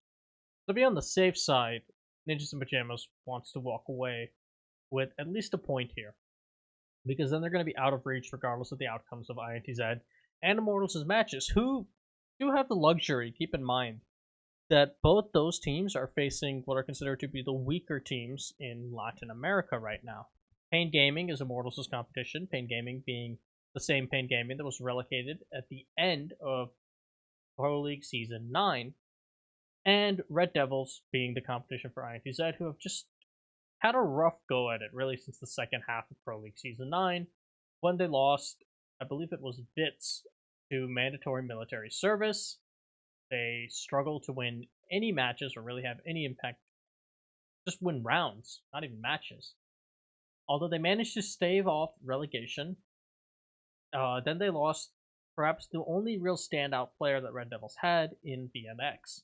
So Red Devils has already confirmed that they will be auto-relegated from BR6 at the conclusion of this season. They cannot get enough points to catch up to Pain, who are ahead of them. So it's going to be relatively easier matches for both INTZ and Immortals. And also we just got information that Brow and Velvet have left Red Devils, so that wasn't already an easier match for INTZ, it just became so. So NiP doesn't really want to put anything up to chance. They know that those teams can very comfortably tie them. Now, Liquid and NiP, in the past couple matches they've had, it's been pretty firmly, honestly, in Liquid's favor, especially in recent matches. Liquid won, obviously, very, very detrimental. At the end of Season 9, NiP's entire hopes of making Milan were squashed in a game that, had they won, they would have made Milan. They lost at 7-3 in rather dominant fashion to Liquid, playing with their coach on Villa. Now, BR6, they fared a little better. They went 1-0 in the previous round of BR6 that they faced in round 7. Of course, both these rosters were different back then, with Liquid winning Consulate and NiP walking away with a draw on Coastline. But Liquid's victory on Consulate was pretty dominant. Since then, I don't believe these two teams have really faced each other in a competitive setting that comes to mind. They have yet to face each other in the current season of Pro League. That matchup actually might be next playday or the playday after. It's coming up soon. No, it's gonna be it's going to be the playday after. So playday 6 is when they will face each other. And they didn't have to face each other in Vegas, as neither team faced each other in the group stages, and they were on opposite sides of the bracket. Liquid making it over to the semis of the bracket, but NiP falling in the quarters to Chaos. So both teams haven't really had an opportunity to face each other since NiP's lost at Liquid's hands at the end of Season 9. We're going to see a Coastline and Villa band coming out from Liquid and NiP. And interesting to note about that is that Liquid banned Villa, which is the map that they really dominated NiP on, and NiP banned Coastline, a map that they've done decent on against Liquid. Granted, that was a very long time ago, and then they did struggle on Coastline in some later matches, especially against Faze during the group stages of Invitational, where NiP just had an awful performance. And it looks like we're going to be going to Border and Cafe. Liquid has always shown themselves to be a very fearsome Border team. Border was one of the maps that allowed Liquid to get their one Pro League victory in Atlantic City. Very different roster, mind you, but at the same time, Liquid has always shown proficiency on Border, capable of doing a lot of damage on that map. And NiP has really started adapting Cafe into their pool since it came in. Their most recent performance on Cafe was their 6-6 draw with Faze Clan in Day 3 of Pro League, which is a very, very good standing to walk away from if you're Ninjas in Pajamas, as Faze Clan has just been dominant since the second half of Season 9 as far as Pro League is concerned. They have yet to lose since the second half of Season 9, which is extremely impressive. They won all 7 in the back half of Season 9, and then they have continued to win, although they drew against Ninjas in Pajamas, and they've had a couple of draws, but by and large, they haven't lost a match. So, walking away with the draw on Cafe against Faze in a Pro League setting speaks to NiP's ability to play Cafe quite well. Faze did beat Liquid on Cafe actually in the first playday in a 7-5 scoreline. It was a very close match between the two teams that could have gone either way, to be quite honest. Just from round to round, there were some gunfights that ended up going Liquid's way that cost Faze around, and vice versa. It was one of those matches where a flip of a coin and you have a different scoreline. So both these teams are going to be very, very comfortable going into Cafe. And that's not to say NiP slacks on Border either. NiP plays Border a fair bit and has shown themselves to be fairly capable on it. In the round 12 matches against Faze, they did draw on Border as well during their BR6 round 12 matches. Clarify. So both these teams aren't going to be too fussed about the map picks. I don't think we have one of those situations where you can often have where one team just really outright wins the map fan phase. Both teams have shown themselves to be highly competitive, and it's a question, really, I feel, of which Liquid and which NiP show up. Because both of these teams can have such a variance in their capacity to perform. We'll see Liquid often play down to their opponents, where you'd expect them to really take a match fairly dominantly, and then they just fall off the cliff and lose to some team that you haven't heard of. And Ninjas and Pajamas is the same way. Sometimes they just all fall flat. So if both these teams show up, we're going to have a very close and a very interesting map. If they fail to, who knows which way things go. NiP is going to start things off with that Lion Band, though, an operator that Liquid is so fearsome at using because of the potency of their fragging, especially in the hands of players like Nesk. Sexy Cake sitting on that line has done so much damage, I'm sure still haunts Fabian's dreams. Buck ban coming out from Liquid, and we've seen Buck now get banned for 3 maps in a row in BR6. So it looks like that verticality that Buck brings to help circumvent a lot of defensive pressure is really going to be something that no teams really deal with right now. So Mirror and Echo Band, nothing surprising there, especially on Border, where both those operators, they're always fairly powerful, but they really shine on Border. There are so many oppressive places you can set up your yokais and your black mirrors, so nothing crazy or surprising there, and honestly nothing too intriguing on the attacking bans other than the buck, which is seemed to have come into the meta for Latin America for a buck ban alongside the Thatcher ban that they were doing. And maybe that's just so Latin America can get to play their sledge without feeling like they're giving up utility, because we know that historically Latin America would always favor sledge over buck. And then I believe last season that finally changed where buck saw more play than sledge in Latin America. So maybe these teams said, nah, we still like sledge more, but let's just ban buck. And that's been the approach. We're going to be seeing Sexy Cake, though, right off the bat take the Monty, and a lot of smokes available on the side of Liquid for this possible just flood the site and deny positions with the Capitao, Dokkaebi, and get your Monty through. So they're going to be focusing very heavily on just cutting off the ninjas from one another. Now, obviously, the ninjas have a lot of tools to deal with that kind of smoke plant, as far as the Jaeger and the Maestro, as well as a good Valk cam will do so, and if Psycho's running the bulletproof camera, that's another tool they have. But they don't have a lot of tools necessarily to deal with this Monty outside of Kamikaze on the smoke. So it's gonna really come down to how effective is Sexy Cake on the Monty. We saw Hugzord putting in a lot of work with the Monty, on Villa earlier, and we finally get to see the Capitao actually show up. As I was very surprised at the sheer lack of Capitao play in the previous games, as Capitao has become so powerful lately, and in a lot of regions he's got like an 80 or 70% pick rate. He's played just about every round if he's not banned, because he's just that powerful.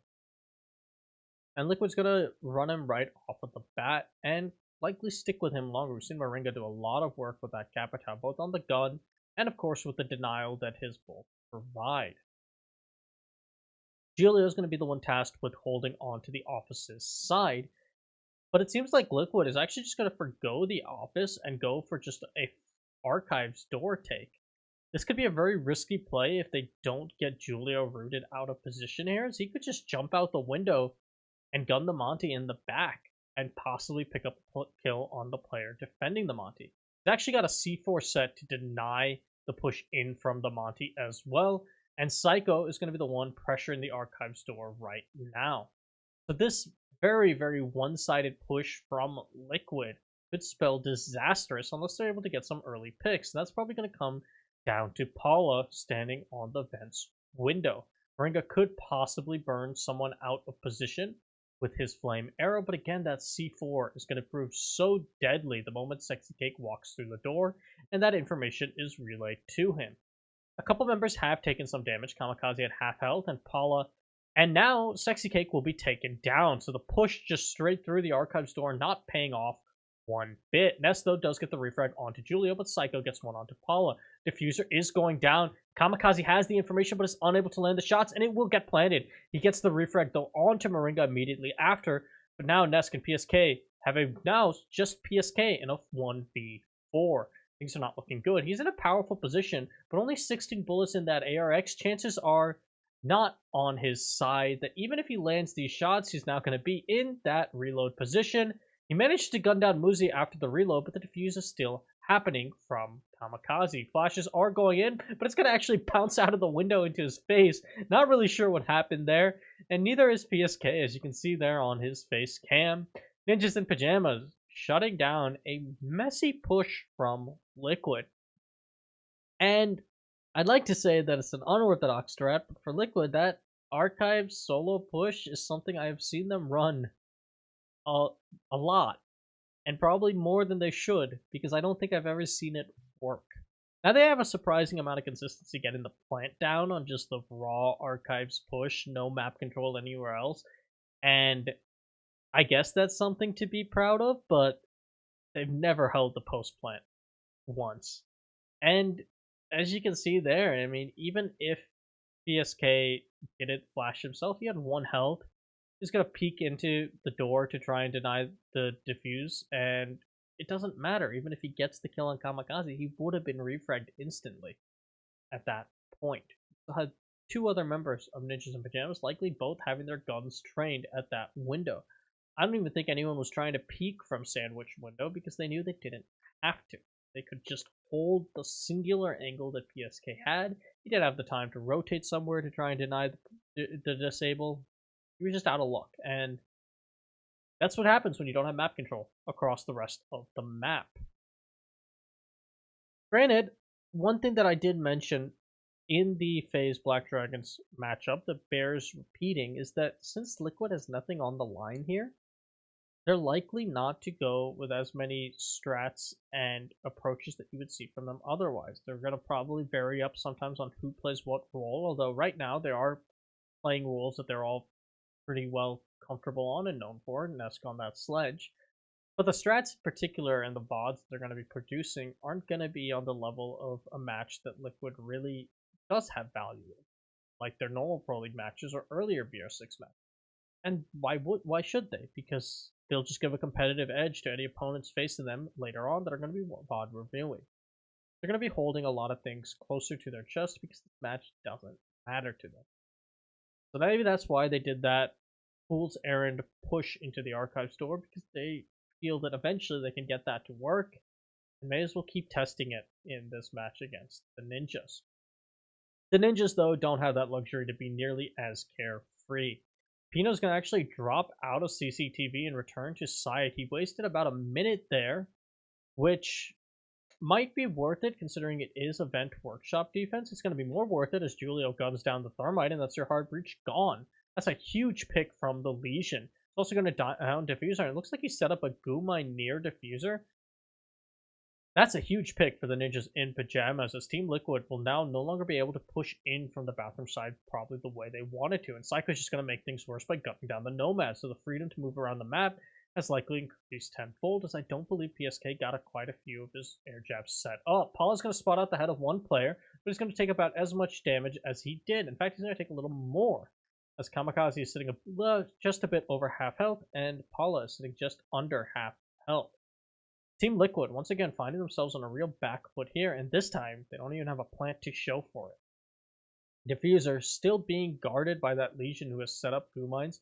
Muzzy is the one tasked with holding half wall for this armory side push, and he guns down Moringa as he tries to push in. It's all up to Nest to get control of armory. The frag grenade is going to go flying out and take down the bandit, and Nesk, the beautiful shot onto the C4 to save his life.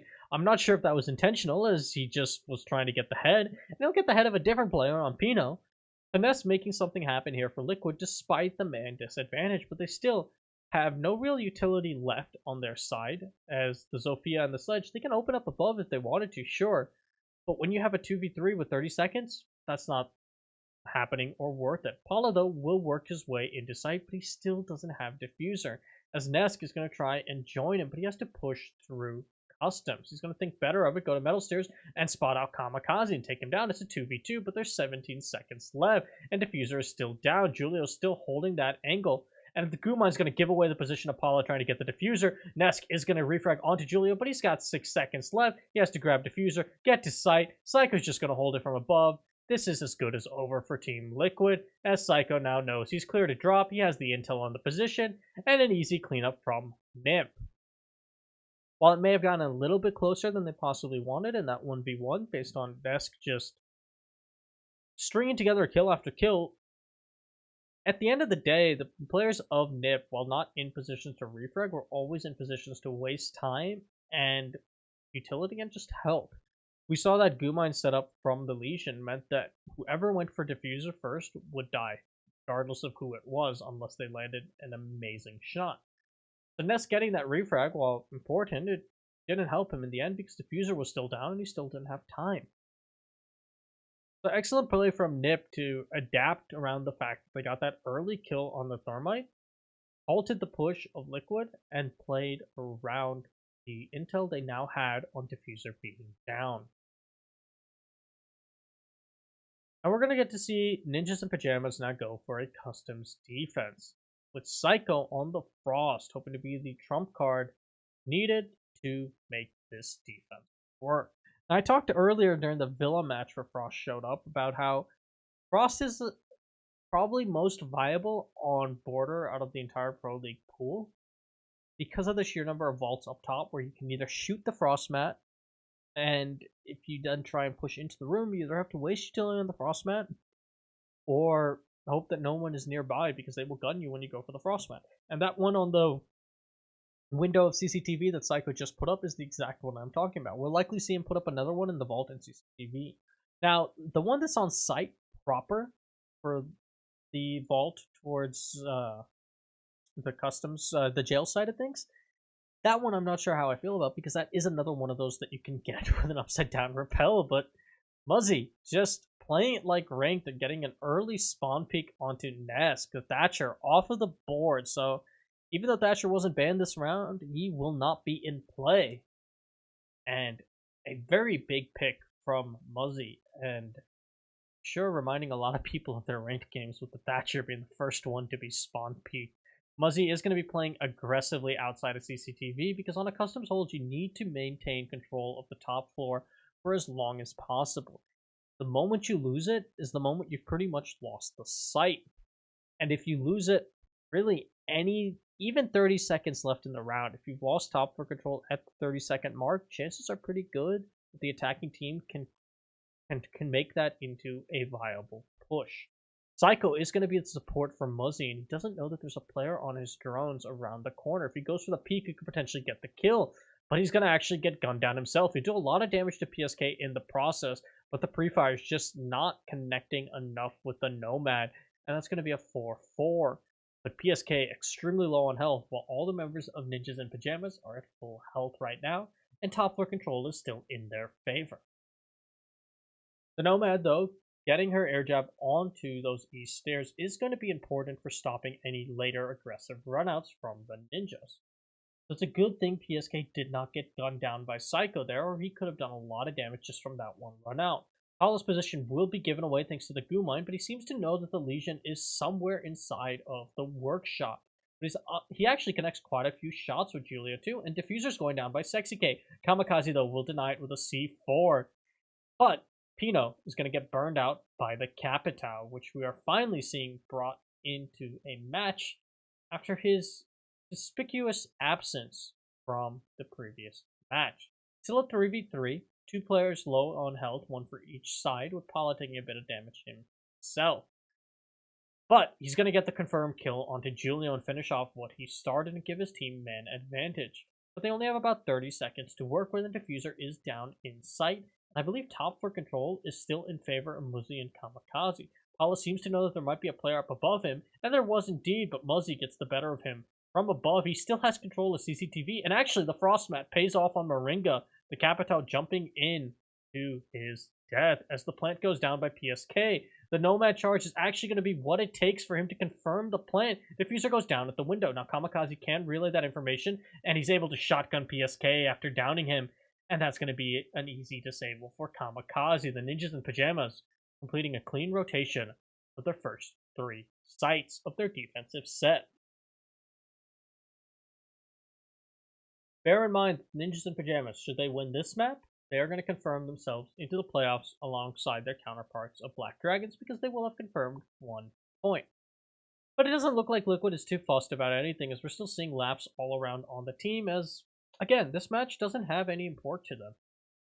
It's not even a situation where necessarily that you want to beat NiP so you don't have to face NiP in a potential matchup in the playoffs because they know that even if they do beat NiP, odds are still on NiP's side that INTZ or Immortals drops a point. Even though INTZ and Immortals have easier matches next week compared to what NiP and Black Dragons had this week, you're still always going to have the benefit of if you have the 3-point advantage because in BR6, a single map turning into a draw would cost both INTZ and Immortals their chances to make it to the playoffs. And that's, of course, assuming that they even have the tie breaks, which, as I've said, I've tried to do a bit of calculation on my own, but since I don't know the format that BR6 handles their tie breaks with, because of how convoluted things can get when you have a multi-team tiebreak and mini-league points and the like, I have no way of telling you what the tiebreak is going to be. And there is always a possibility that NiP is already qualified in this match. Doesn't mean anything to either team, but I think even if it didn't matter for NiP to make it here, they'd still want to beat Liquid because Liquid has been the bane of their existence recently. The last time that I believe NiP was able to beat Liquid might have been the beginning of Season 9, and even then I think they fell to Liquid. Let me check that, actually. I believe Pro League Season 9, they might have won a match against Liquid, and that was about it. No, they lost 7-3 to Liquid there, too. So, the Ninjas have really, really struggled with Liquid in the past year or so. Same story for BR6, I believe, as their first matchup, as I mentioned before. Yeah, I've already told you, that was a 1-0 for Liquid. So, it has been a long, long time since the Ninjas have won against Team Liquid. So I'm sure there is a lot of pride for the players of the Ninjas and Pajamas, who have really started to come into their own with some of the newer members, Muzzy and Pino in particular. As keep in mind, both of these players turned 18 last year and had their debut in Pro League. Now, technically, Pino used to play before ESL rules were introduced to the Latin America region at the highest level, and after they were introduced, he could no longer compete because he wasn't 18. But Muzzy, in particular, I don't believe has played at the highest level of Rainbow Six before. I'm sure he had comp experience before. That's why Ninjas and Pajamas picked him up. I can't tell you for certain because I don't follow the lower comp levels of Latin America. But it's a much newer blood on the side of Ninjas and Pajamas, whereas Team Liquid is really a roster of old timers and veterans, and a very powerful roster. Especially with the core of this roster in Nesk and Sexy Cake having been together for so long, and they also used to have PSK with them as well. Jill is going to throw out a C4 though to try and catch any Thermites unawares after opening up Trip Wall, but to no such luck. C4 will not connect with anything, not even doing a lick of damage to the players of Team Liquid. But Ninjas are going to be investing a lot more on this office control than they had to previously, and Julio, peeking out a trip wall, catches Sexy Cake unaware, just on his drone. The Thermite was able to open up one of the walls, that's his job, but he will not be able to get the second going into Archives. And that's going to be a huge pick for Ninjas, as we saw how one-sided Liquid's push was when they just funneled in through a singular door, and they kind of have to do that again. We're going to be having, once again, time is really working on Ninja's side. With about a minute left, Team Liquid is really stalled out after Sexy Cake was taken down. Muzzy and Psycho just holding on to CCTV, so far fairly uncontested. Looks like Nesk is going to be the player to try and make a move, but Muzzy, going for the pre-fire, stops Nesk from peeking out. Psycho does get down, but is able to pick himself back up with his Doc ability. And Moringa's going to try and burn out a player playing inside of the Archives. But it doesn't look like his arrow connected with anything, and there's only 20 seconds left. Paulo with a beautiful headshot onto Julia, though, will take down the Valkyrie and finally get the refrag. But he's down to about half health, 16 seconds, and he has to now funnel into the same door that was their death before. Nesk is able to land a kill onto Psycho, but Muzzy will get the refrag. Plant is going down from Paula, but Muzzy is able to gun him down. The diffuser has been dropped. Pino with a shotgun kill onto the PSK-1. Moringa gets a refrag onto Pino, but it doesn't matter. Too little, too late. Ninjas in Pajamas wins 4 rounds in a row.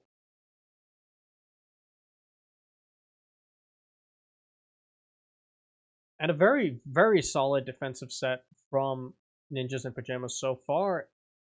And amusingly enough, one of the stronger defensive sets we've seen on Border, despite the fact that Thatcher is actually in play this time around. He's not really being ran, but also there hasn't been a lot of hard breach denial being run. And as I say that, of course, Muzzy and Kamikaze want to prove me wrong by picking 2 hard breach denial operators, but the Thatcher is in play by PSK this time around. The real issue for Liquid is the first round, they go for a very niche pocket strat they like to do, and it never works, of just funneling in through a door without getting any map control. I wonder why it doesn't work. It sounds like a very sound strategy, but it doesn't work. And of course, the second round, Ness gets spawn peak playing on the Thatcher, so now they couldn't get through what they wanted to get through, really at all. And then the third round, the Thermite gets gunned down after opening up triple, and they can't open up archives, and they have to do the exact same funnel that failed the first round. So it's really been a story of Liquid just by the time they have to attack the site, they don't have the utility that they'd want to create the angles that you need to really execute effectively on order. The life of your Thermite and your Thatcher are extremely important in Siege right now until the point where their utility is used out. Then those players can go onto the fragging rules and have some fun, but until then they need to stay alive, and they just haven't been doing so. Or Liquid, in the case of that first round, doesn't make them do so. Nevertheless, we're going to have Muzzy going to be banded tricking onto the armory wall. This is something he did on the previous defense up top, but this time he has Psycho on Mozzie to help him out. So that's going to allow for a lot of drone denial. It's going to be really hard to pinpoint exactly how Muzzy is going to be defending here, because he could be either behind half wall or somewhere else, but Pino's going to get the first kill of the round onto Paula, and that's your sledge off the board, and the frag grenades that would have been so useful at clearing out either CCTV or Armory, both places that NiP likes to play in particular, and this time it's going to be all Armories, they don't actually have anyone in CCTV, are gone. And also that vertical destruction that you want on this site is just gone for Liquid, as they can no longer open things up with the freedom of a sledge. They do still have the Zofia on the board, and if they're running breach charges on the Thatcher, they could do some damage, but it's going to be a lot slower, and you're going to cover a lot less ground.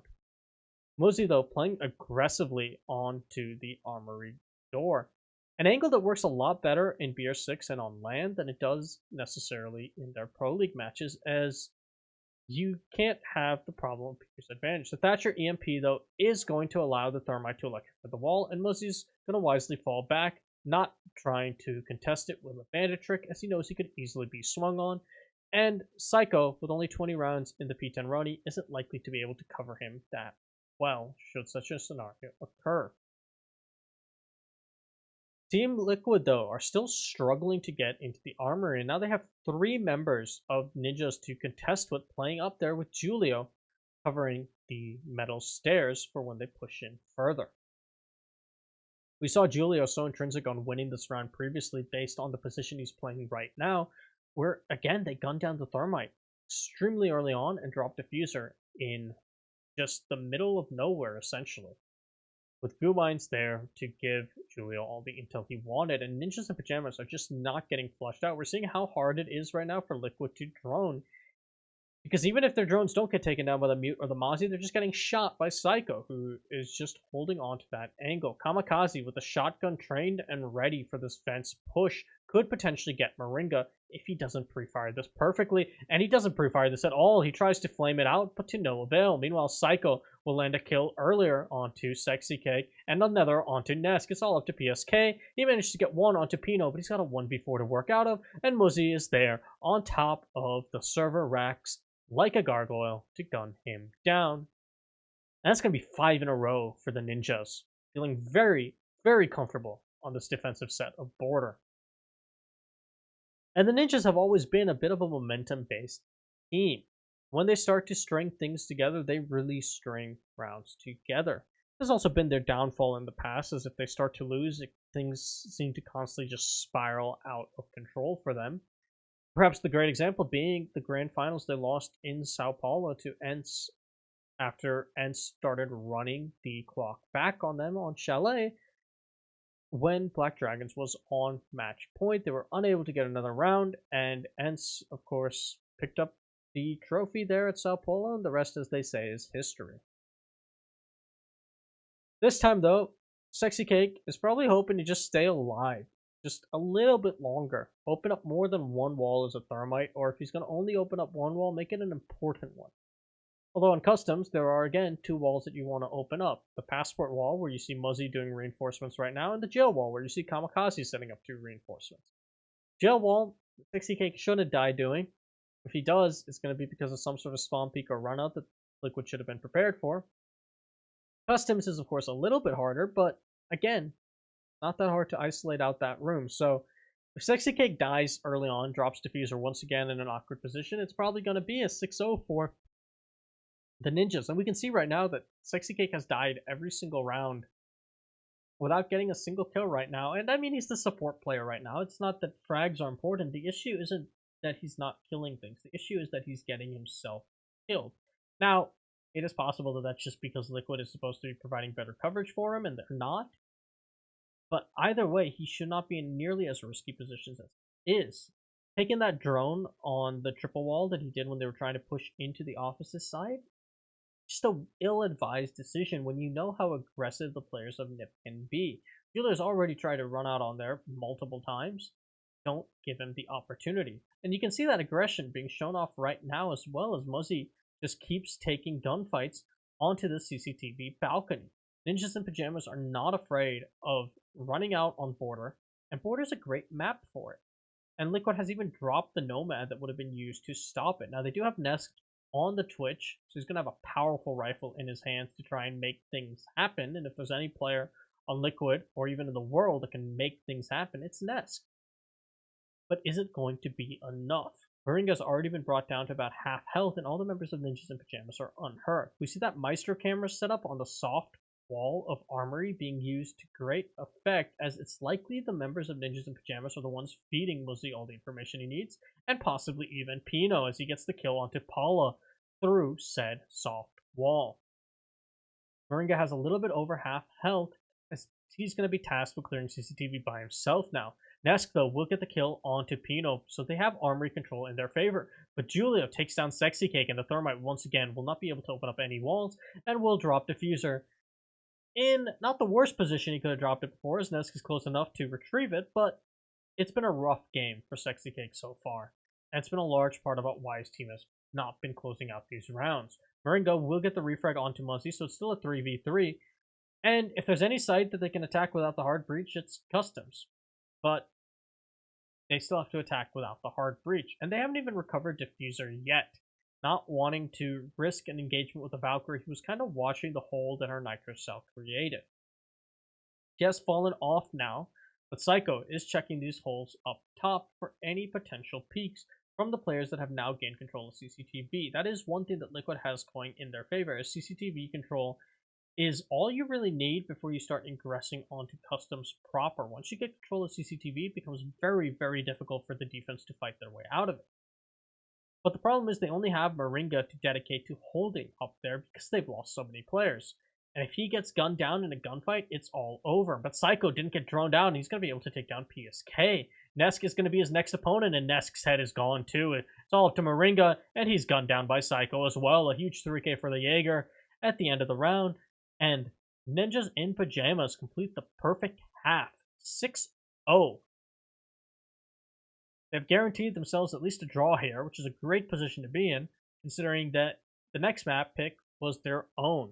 And a minimum of a draw there will also get them the 1 point they need to join Black Dragons, Faze, and Liquid as the 4 teams going to your BR6 playoffs. But one more round here, and Ninjas in Pajamas will confirm it either way, as they will have a minimum of 1 point on their side. So they're feeling pretty happy about themselves, and you can see Psycho all smiles after that 3k as the Jaeger just not droned out by the Ninja, or by Liquid whatsoever. And whether that's because the mute jammers are having an impact that we don't know, or if Liquid is just struggling on their droning, it's hard to make the call. Liquid in general has just been playing rather poorly for what we expect from Liquid. Again, this could be that Liquid is just not putting any real energy into this match because they know it doesn't matter to them. But at the same time, Liquid should still have more than one round on their map pick, even when they're not trying to do anything crazy. They are a close enough team to NiP in terms of skill level that they don't need to always bust out crazy strats to necessarily win rounds. Maybe to win the match, because these teams are very close, but definitely not to win one round of your 6 attacks when you actually still have the Thatcher in play, which has been the real thing that shifted Border to defensive side. Border is one of the most balanced maps in the pool right now, so walking away from your attacks down 0-6, it's not like Villa or Clubhouse, or maybe you can argue that depending on map bans, that is an outcome you can come back from.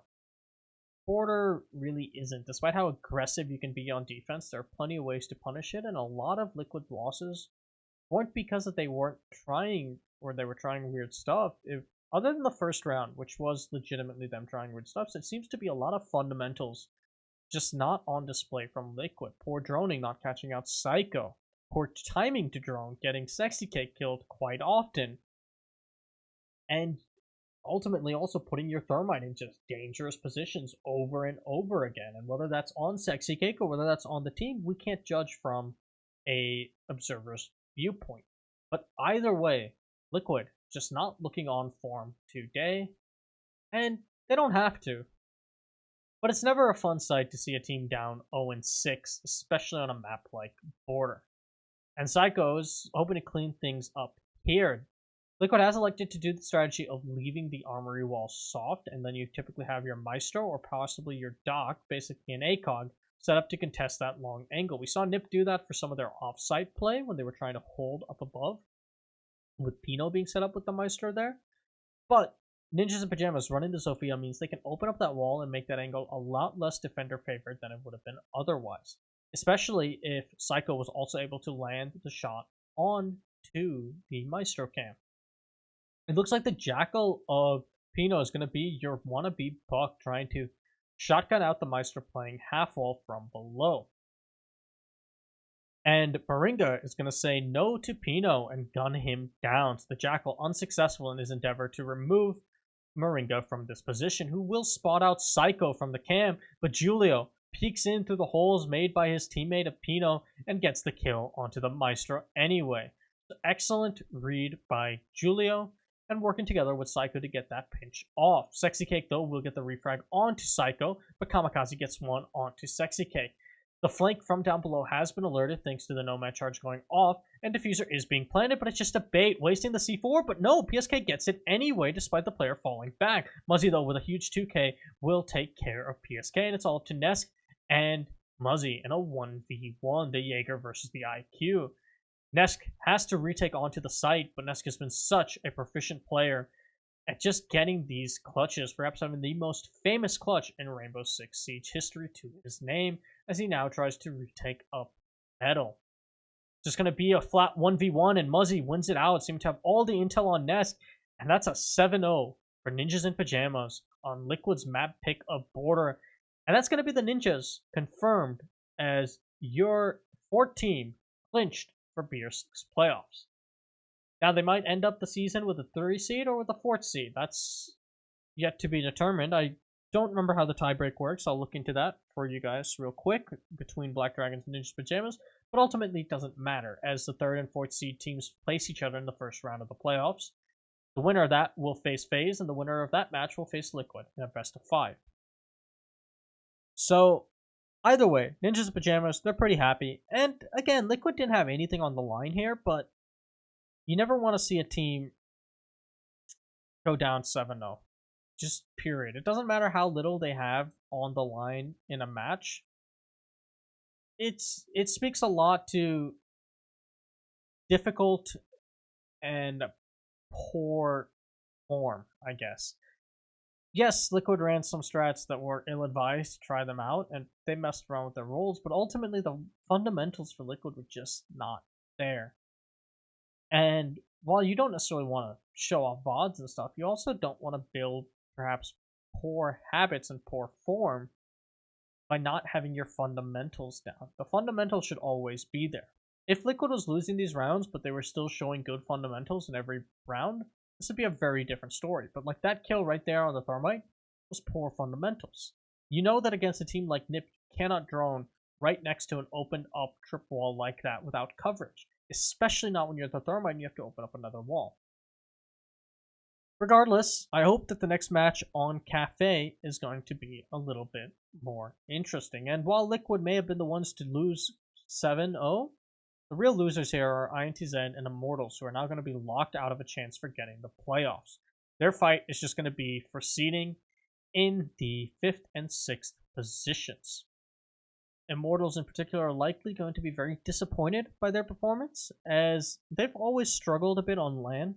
They've done fine in the online season, although not Season 10 so far, which has also been a real struggle for them. But Immortals has Immortals has represented the Latin America region 2 seasons in a row now, in Season 8 and Season 9.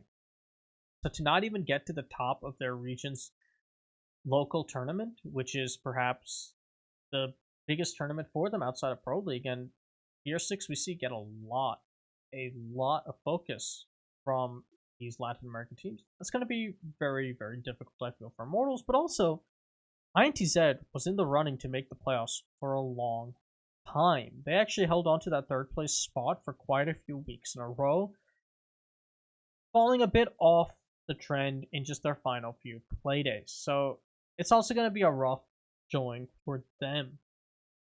And they're going to be disappointed in their performance too, especially because there were some matches that were very close for both INTZ and Immortals to get those extra points they need to still be in the running. But ultimately, that's going to be the end for their BR6 seasons as far as playoffs are controlled. They'll still have their matches next week, but nothing on the line for them. Moving on, though, to Cafe. Now, both NiP and Liquid don't really have anything writing on this. Liquid maybe wants to redeem themselves and get a single round, and maybe NiP will say, sure, take it. But it's hard to judge. The Thermite ban coming out on Cafe is not something that I can say I've seen before. Cafe is such a new map to the pool that a lot of the walls that you would consider optimal to be opened up are a bit undecided right now. There are some sites, obviously, like Bakery, where you can think, okay, I'm going to open up the wall of Bakery so I can get into the kitchen. That makes sense. And that's a common approach. So maybe you'll push in from the back on White side as well. But it's still such a new map that it's hard to really judge what are the most important walls to be opened, especially on some of these newer sites. Reading Room has some angles that can be made all the way from the window with La Hibana, which PSK is going to be running, to try and cut off rotates through Reading Room, but again, it's so new in terms of the meta still shaping out that a Thermite ban, if one of these teams is relying on it, could actually prove to be fairly detrimental. Something we have yet to see in the Pro League season proper for Latin America, though, will make an appearance here as Sexy Cake takes on the mantle of the Blitz. Latin America used to really favor this operator, and Julio in particular, I feel, made a real name for himself as an excellent Blitz player. Now, Ninjas in Pajamas in late times have gone to more of a Psycho on Shields approach if they run a Shield, and it's mostly been Monty. So I'm curious to see how the Blitz plays out, especially on a map like Cafe where there are so many long angles that the defense can take up and crossfires that this might actually backfire for Sexy Cake because he finds it difficult to get in. He will, though, have the smokes of the Gridlock as well as their own track stingers to kind of help cover his flanks to allow him to focus more single-handedly. And I'm sure Sexy Cake is also just hoping to do something. I mean, he's died every round on attack, basically as the opening death as the Thermite. I guess it's his time to shine and kind of redeem himself. And he's always been a decent player on these sort of flex execute roles, including Blitz. And also think back to his plays on operators like Ying. So, giving him such an execute-focused operator is a very powerful position for Sexy Cake to be. He used to be a player that also did a lot more fragging for Liquid, but he's gone into more of that supportive role in recent time. Moringa trying to get this narrow angle from the top of Skylight, but it doesn't seem like he's going to be able to. He will finally get the vault right, but it's too little too late as the player of Ninjas in Pajamas that was perched up there, that is Pino on the Jaeger, moves, but actually Moringa can get a different angle instead, and that's going to be Pino taken down. He's going to spot out the castle who tries to go for the refag. He'll shoot out the drone, so that intel is gone for Moringa, but a good opening pick from Liquid, who are looking to get their first round. Kamikaze, though, says no to those dreams as he will C4 Nesk on the Zofia and do a lot of damage to Paula and Sexy Cake as well. Sexy Cake, though, will get the melee off onto Kamikaze, and so good night to the Mute and the Blitz showing off his potency. He will be down to 1 health, though, tracked by the Alibi, and finally downed outright. Julio Gets the shot onto Moringa, who's playing on the skylight. Sexy Cake is still down. He'll be taken down by Muzzy as well, and it's all up to PSK in a 1v3 situation. He has to gun his way through an alibi, a castle, and Psycho on the and Muzzy on the Vigil. Not much that he can really do from this position, as he's going to be cammed out as well. He'll finally shoot out the default cam that was pinging his position, but it's a bit too late. Muzzy knew where he was, and he'll close in with the SMG-12. And at that range, even if PSK realized Muzzy was approaching, odds are pretty good PSK wins that gunfight. The SMG-12 just being such a powerhouse of a weapon at such close quarters. Liquid still struggling to get a singular round on the table in this BR6 match. And we're actually losing some of the smiles and happiness that they had on border. It didn't seem like they were too fussed about losing 7-0 on border. It didn't matter to them that much, but Sexy K, I guess he felt a little left out to dry on the blitz there. And I guess Cafe might be a bit more important to try and work out, because this is a great opportunity to actually learn the map a bit. This is going to be a low-stakes environment for both of these teams. Obviously not as low stakes as, say, a scrim or something like that, but it's not quite like a Pro League match where the points they lose here could affect them at the end of the season. So this is a great opportunity to try out their Cafe strats against the best teams in their region. NiP, Liquid, Faze, and Immortals have kind of been the four-headed beast in Latin America for a long time, and it's turning into a bit more of a multi-headed Hydra, with rosters like Team 1 really stepping up, INTZ showing a lot more potential lately, and of course Black Dragons always has kind of had that upset potential, although they've been more upset than they've been potential in recent times, but we saw them today draw both their maps against Faze. So getting the opportunity, though, to go against the team that many would consider the best of the region, it's always between Faze or Liquid, really, from an international standpoint, although Ninjas and Pajamas made the case for themselves for a long run there as Black Dragons, and then outside of Paris, they've kind of slumped as one of the powerhouses of LATAM at international play, although they put on an excellent performance at Paris that isn't to be underestimated, but Paris was a long time ago. So we're not going to be coming on to Raleigh, which NiP and Liquid have neither qualified for. But being able to test out Cafe in this environment against one another, and also in a LAN environment, you can see which angles might exist that you can hold on LAN that you can't hold online. There's a lot more doorways you can take fights on because you don't have to worry about Peeker's advantage. So I don't think either team really wants to throw this map away. They may not bring out everything because they don't want to reveal a lot of what they're likely storing on Cafe, because who knows, there's a good chance that Cafe will be one of the maps in the best of 5 grand finals, which for Liquid in particular, who are confirmed to be in it, they want to hold on to their strats for a lot of these maps for BR6, and of course for international events and Pro League as well. And it's been a really sluggish start to this round in contrast to the previous attack from Liquid. Moringa's trying to make some work happen up above, opening up into the kitchen from mining. But there's still there's only a minute left in the round, and no real ingress or confrontation by either team. Ninja's Pajamas really emphasizing onto this bakery and VIP side hold, using a lot of castle barricades and goo mines to help out.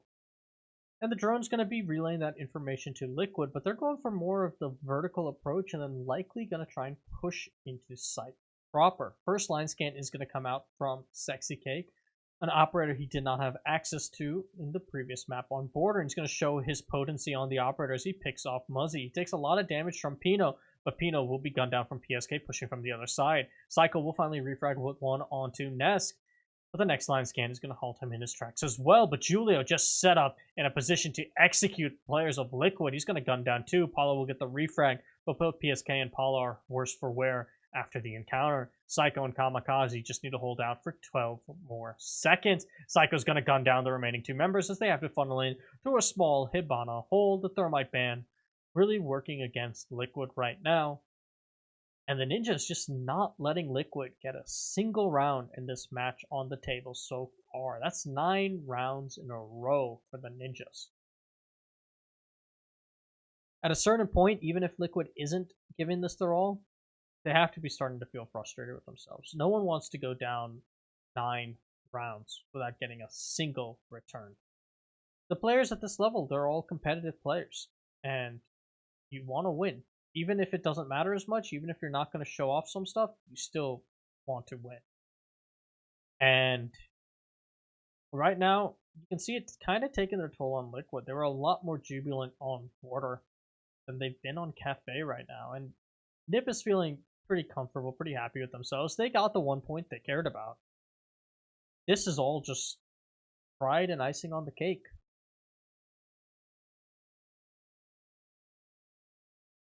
Hopefully we'll start seeing a different side of Liquid show up so we have a bit more of a match, because it's also not a ton of fun to watch as a caster or a spectator when you see a team like Liquid underperforming to this level when you know they are so much better than this. One thing worth noting is that in contrast to Border, they've really put PSK onto the more supportive position and let Sexy Cake get off of the hard breach, which I'm sure he's happy about, but he's still going to be the diffuser carrier. So if he dies early on, it could still extremely hurt Liquid's chances, and Sexy Cake has had a rough game, to say the least. Psycho on the Valk, an operator that we've seen him be so potent with before, that MPX just being a monster in his hands. Above average fire rate, no recoil. Sounds like a headshotter's dreams, and if there's anything Psycho can hit, it's his headshots. It's going to be up to the IQ to spot out his Valcam's bow, and it looks like she is aware that some were possibly thrown out, but she's not going to spot them out on her scanner just yet. She will finally spot out the first Valkyrie camera, but she can't actually get an angle on it from below. So well-placed Valkyrie camera for stopping that, and she's going to have to go up above onto the roof to actually get the angle on this Valcam. It looks like she gave that information to PSK instead, and PSK was the one to shoot it out. A good teamwork though from Team Liquid to start their approach in building, getting rid of some of the exterior cams and denying Ninjas and Pajamas the ability to get nearly as aggressive as they might otherwise desire. Psycho is going to be the one tasked with holding on to Piano, playing from what is often referred to as Pixel. He will get thrown down, and he's going to use this as an opportunity to rotate back to White Stairs, entrusting the top floor to Kamikaze. Now on, and holding on to White Stairs, the Kamikaze can play a bit more comfortably by the cocktail balcony. Psycho opening up some holes that I've likely intended for a C4 toss to deny default plant. And Pino is actually going to get the first kill of the round onto PSK. That's going to be the Pulse gunning down Hibana. So Liquid, a very poor job of keeping their hard breachers alive, and this could be a potential C4 kill from below by Pino as well. But he's likely being spotted out by the IQ now as well, so he's going to just fall off of that angle. Lucky to not take any damage, but it's going to make the members of Liquid much more hesitant on how they push, and much less likely to be C4'd from below by the Pulse. It's a good spot by Sexy Cake to stop Pino in his tracks. One thing I didn't mention yet is that Julia's actually going to be playing on the Capcan. We've seen him like this operator quite a bit before. Pino will get Paula after Paula takes down Psycho, though. And Muzzy looking for another kill onto Moringa. And that's 2 quickly going in the favors of Ninjas and Pajamas. Make that a 3rd as Julio gets another onto Nesk. And it's all up to Sexy Cake in a 1v4. He won't even find one for his trouble. Muzzy's there to gun him down. And that's another clean rotation from the Ninjas and Pajamas.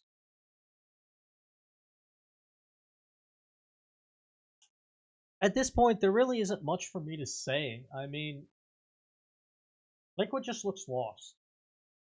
And not lost in the sense that they don't have a strat they want to use and they want to play default. It looks like they don't even know what their default is.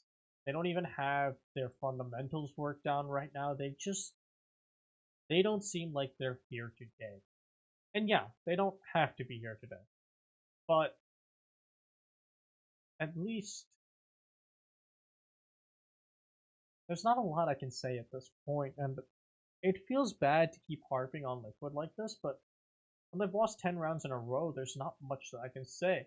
I could keep talking about Ninjas in Pajamas, who have been doing an excellent job of just stopping the Liquid's advance at every corner, just constantly playing for refrags, playing their fundamentals well, capitalizing on their intel, having good aggression when they need to, and peeling back when they have to.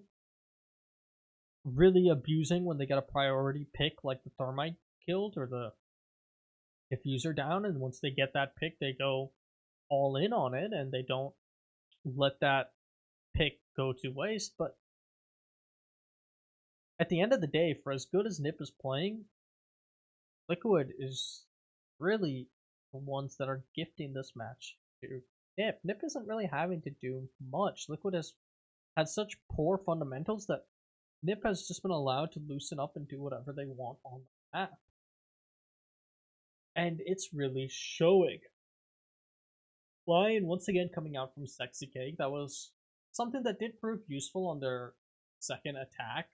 Saw Sexy Cake get a kill thanks to his Lion scan and using Lion, but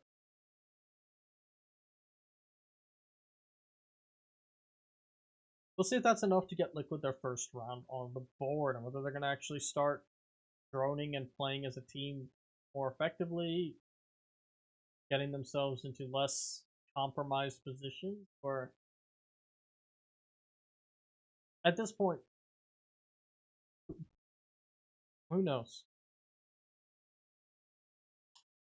Now, Liquid, they're only down 0-3, and on Cafe in particular, with how new it is, a lot of teams sometimes go down 0-3 and then pull back the remaining 3 defensive rounds. We saw that actually happen with the Dark Zero EG matchup.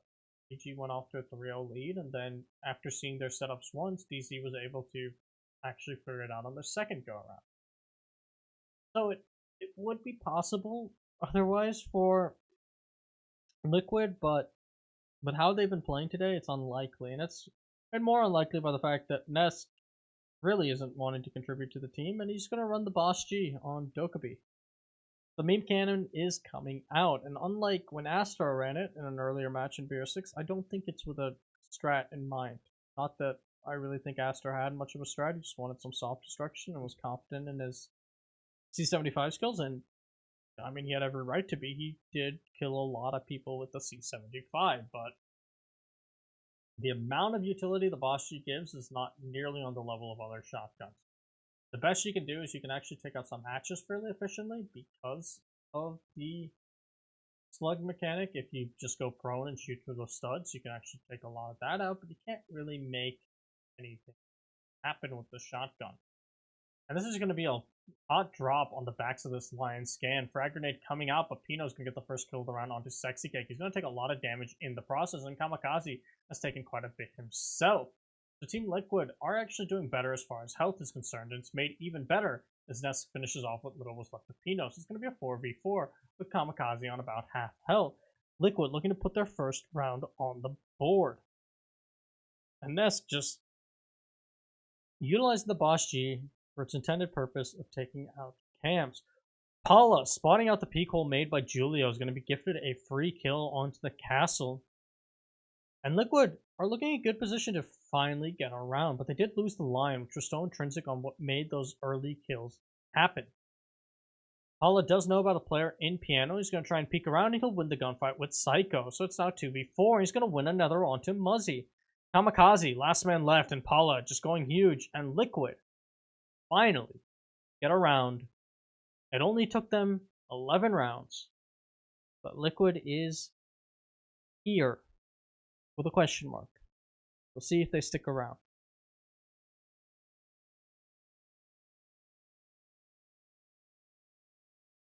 And just an aggressive hot drop from Liquid, and one thing that you can say worked out for them is, in a sense, they conditioned NiP to be aggressive. NiP was winning on their aggression, and Liquid just couldn't do anything. And NiP realized how sloppy Liquid was playing. They were punishing them every step of the way. And this time, Liquid said, screw it. We'll just counter it. And they did. They punished it for the aggression. And NiP lost a lot of players very early on because those players were being very aggressive.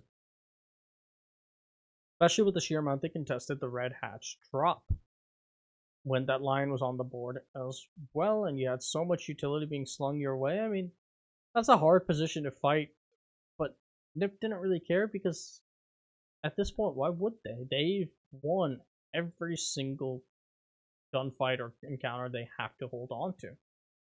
And this was the first time that Liquid even had an answer. And it looks like they might have another answer for the aggression as the Blackbeard comes out from Sexy K.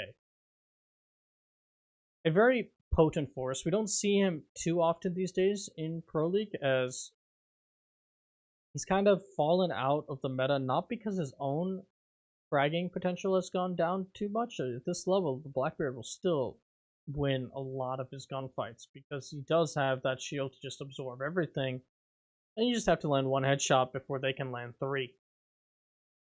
The issue is, of course, that Blackbeard brings you no other utility outside of his fragging potency, and that's why he isn't seen that frequently anymore. But when you have a team like NiP being as aggressive as they are, 60k could possibly just hold the angles and punish them for their aggression. Ninjas in Pajamas, though, employing a really interesting castle barricade setup down below, and it looks like the frost is actually intended to help complement this, making it so that some of the rotates that Ninjas in Pajamas would use because of how they've set up these castle barricades can only be used by Ninjas in Pajamas, because if a member of Liquid tries to do the same vault or push through the same way the ninjas used, they will be caught.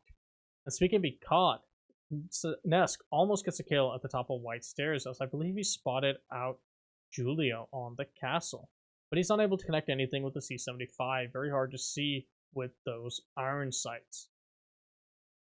Once again, we see this VIP bakery hold being implemented by the Ninjas in Pajamas. Last time, when Team Liquid was dealt with this, they tried to open up everything above and then kind of funneled in the last few dying minutes of the round. This time, it's looking eerily like a repeat. Now, I'm not sure how much vertical pressure is being applied, as they did drop the gridlock, but they do have Paula still on the sledge. It looks like we're going to have a White Stairs and a Lobby Stairs push once again, which is how Liquid approached this last time. But last time they also had a Lion helping them out. Castle Barricade is being broken down by a member of Team Liquid, so that's going to really trap Muzzy in position. Dokkaebi Call rings out, and it looks like Liquid is going to be starting their ingress. If they can get these opening frags, and they will get Muzzy down, that Blackbeard really showing off his potency, as Sexy Cake was the one in that engagement, but Nesk will be the one to finish things off. Julia, though, gets the refrag onto Paula. Pino spots the head of one player, but is unable to connect enough shots to kill him. I believe that might have been the Blackbeard, else why?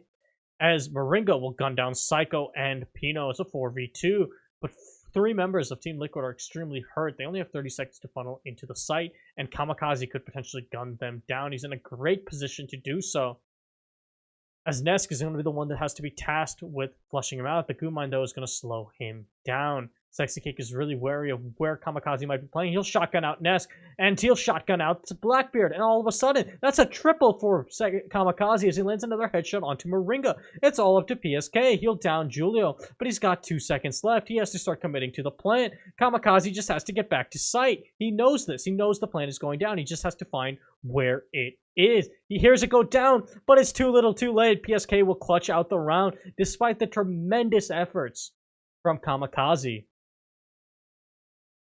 And Liquid, heading a second round. They've strung together 2 in a row after losing 10. And it looks like they're finally here to play, which is a great sign because it means we'll finally have a bit of a match. Kamikaze almost pulling off the hero plays, getting the double with the shotgun, and then taking down the head of his opponent at range with the SMG-11. He just didn't have intel on where the plant was going down, and got gunned down as a result. Possibly had he retreated to site sooner, he might have been able to make something happen, but there really wasn't a ton of time available to him. BSK making a great read on where to plant and when to plant, being able to get that down and then pop the head of Kamikaze as he ran into the site, and the Ninjas will go to their final defense of the half. going back to the top floor. Now, like I said before, one thing we've seen happen a lot on Cafe is the teams win their first 3 rounds and then lose the next 3 because the enemy finally realizes how to attack these new sites. And I think that's something that's going to really start to vary as we get more and more developed on Cafe. Obviously, some teams are going to start getting better at cracking it on the first go because they'll actually know what the sites are going to be set up with, what it's going to be like, what teams like to employ, but also a lot of teams are going to get better on their defenses, being able to hold these sites for more than just a singular round, as they'll realize which of their strats that they were employing were the most effective on the rounds that they did win, and which ones were really big weaknesses, and which ones left them vulnerable. And speaking of vulnerable, it looks like Julio might be going for the spawn peak from top of White Stairs. You can jump out of there and you can either spawn peek the north side or the south side. He's going to be checking the south cam, but it doesn't look like anyone's going to be coming his way. Interesting to note that if he was going for the spawn peak, he's not even actually running the ACOG shotgun that he might otherwise use for it. Instead, he's going to try and do it with the AUG. But it doesn't look like anyone's going to gift him that opportunity. And Paulo is going to start working his way on opening up these hatches. And last time we saw Liquid approach this with a very, very aggressive push from that red hatch drop on the backs of their lion. This time they don't have a lion, they have Sexy Cake on the Blackbeard, who proved to be extremely potent. But this time, Ninjas in Pajamas are also not likely to contest it nearly as hard as they did, based on how risky it would be. Julio, finally coming up from the White Stairs, will return to Freezer, and it looks like it's going to be his job to deny a piano push. Psycho setting up for a potential run out in case anyone repels on the south side of the building from the service door. Sorry, the garage door. Muzzy will get droned out in Piano and choose to fall back. Meanwhile, Pino has taken a lot of damage, I believe, from an encounter with Paula, who is also extremely hurt, as the final half of the round takes down. The back of the bar is starting to get opened up, and PSK has now dropped from the second hatch. Paula has the intel on the Jaeger's position. He actually has the intel on 3 players' position. Make that 4. But Julio, despite being droned out, will gun down Paula. He'll take a lot of damage in the process, thanks to that Capitao bolt and likely the gunfight he was getting into, but he got the kill, and that's going to be the frag grenades gone. Plant is going down from PSK, and Pino is able to connect a beautiful headshot onto Nesk. He knows that the planter is right in the smoke, and he manages to gun him down, but not before the plant could go down. It is going to be a 5v2. Make that a 5v4. No, make that a 1v5, as Muzzy is there to save his teammate. Moringa has a very strong angle onto the diffuser, and he can deny this from the skylight hatch, but how many gunfights can he take? He knows that the members of Ninjas are going to be looking at him, and he's actually really struggling to even get over the skylight. That new angle, just catching Liquid for a loop. It's a very awkward push up on that skylight now.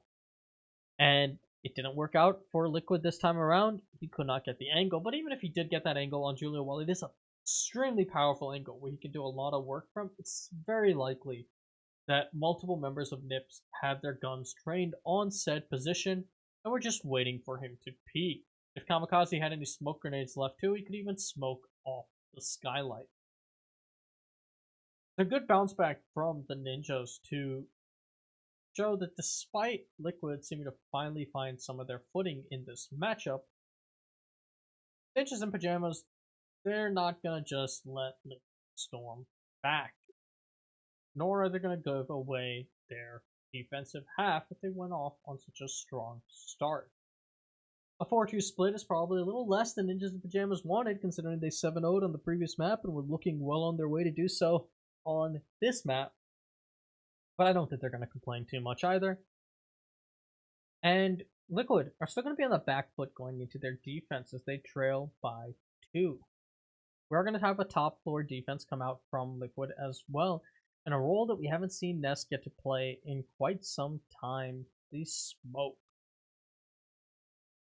Nesk has perhaps the most famous clutch in Siege, a 1v5 clutch on this operator when he played smoke quite frequently for this roster. I won't say Team Liquid because back then Nesk wasn't on. Team Liquid hadn't picked up this team. I believe they were on BRK at the time when Nesk made that clutch.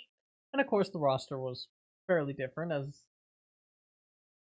I'm not actually sure if any of these members were on that roster. PSK might have been, 60K might have been, but regardless, this is the Nesk is the reason that Liquid got the smoke skin for their Pro League pilot program. And Nesk is actually playing very aggressively on the hatch, hoping that someone would try and breach charge it or something so he could just shotgun them or peek it instantly. No such luck, and he'll fall back, perhaps probably wisely, as you don't want to give away your smoke's life.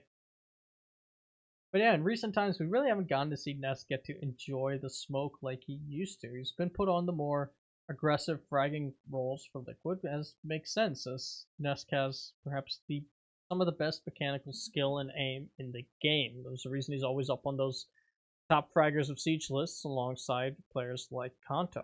And we're going to see that red drop come in from Ninjas in Pajamas too, so both teams really using the hatch drop as kind of the focal point of their attacks, between the hatch drop and playing a bit of the skylight, which is very reminiscent of old cafes approach, but it's a lot harder to do, I would feel, on new cafes. There's so many more angles to really pin this down, and the skylight doesn't give you nearly as good of a view. And speaking of good views, Psycho just takes the head of PSK right off. It looked like PSK was all set up to win that engagement, but it did not matter. Julio on the Maverick is something that we saw Ninjas in Pajamas run on Cafe during their matchup against Faze Clan as well, to a bit of mixed results. Some rounds we saw Julio be extremely effective with the Maverick, and other rounds it really seemed to be more detrimental than helpful. But Kamikaze is going to be helpful as he guns down Sexy K, and that's an early man lead for Ninjas in Pajamas. I say early though, but deceptively there's only a minute left in the round. Diffuser is still on the roof for the Ninjas as they want to make this aggressive push work, and then they'll likely have Spino on the sledge, retrieve it, and go for the drop when it's needed. But that could come back to bite them. Nesk will get Psycho's head, but Kamikaze tacks on with 2 more for himself. That's a triple kill for the Hibana, and it's all up to Maringo on the Meister. He spots the sledge up above, but he knows he can't focus on that angle. Sledge is going to drop, and that's Pino with the diffuser, but he gets gunned down. Maringo only has to stall out for 20 more seconds. He spots out another player. If there's any operator to do this with, it's the Maestro with that 81 bullet LMG. He knows the two are pushing him from the back. He guns down the Hibana, and he almost gets the Ash, but Muzzy says no to his hopes for a clutch. And the Ninjas go up 5-2, winning their first attacking round. Team Liquid just struggling to put anything together consistently, despite seeming to finally fix some of their fundamentals in their last 3 attacking rounds.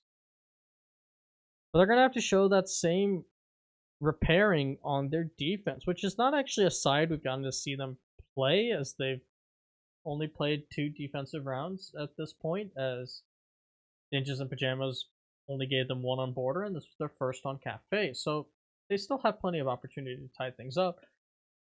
Ninjas in Pajamas looking to get at least 2 points. That'll put them ahead of Black Dragons, regardless of how tie breaks work. They'll just win it outright. And again, I'm sorry I didn't check what the tie break is, so I'll do that real quick, as Liquid are going to reattempt this top floor hold.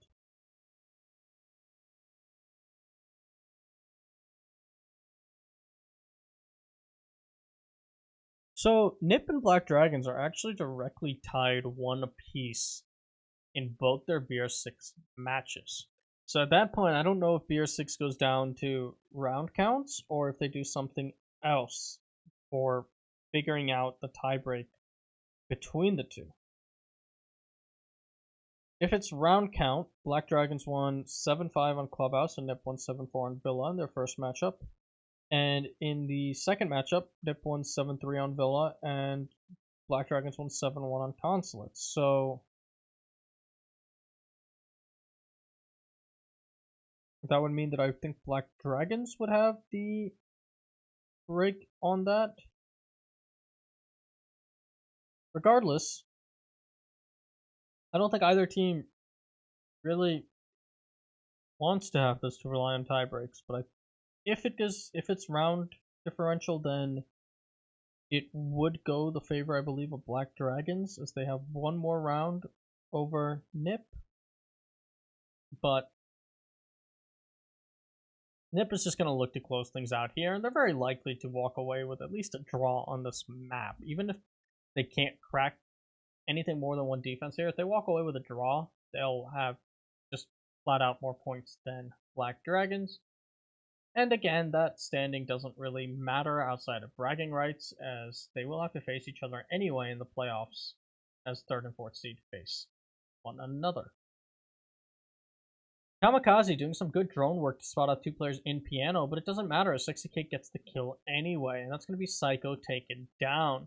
The primary entry force for Ninjas in Pajamas is gone. They do still have Muzzy on the Ash, and we saw how potent Kamikaze can be with the Hibana's Type 89 as well, so they can likely pull this back, but it's not going to make it any easier as PSK will gun down Muzzy. That's your Ash gone, and it's the second focus of your spear taken care of. Liquid looking in good position. Finally take another round.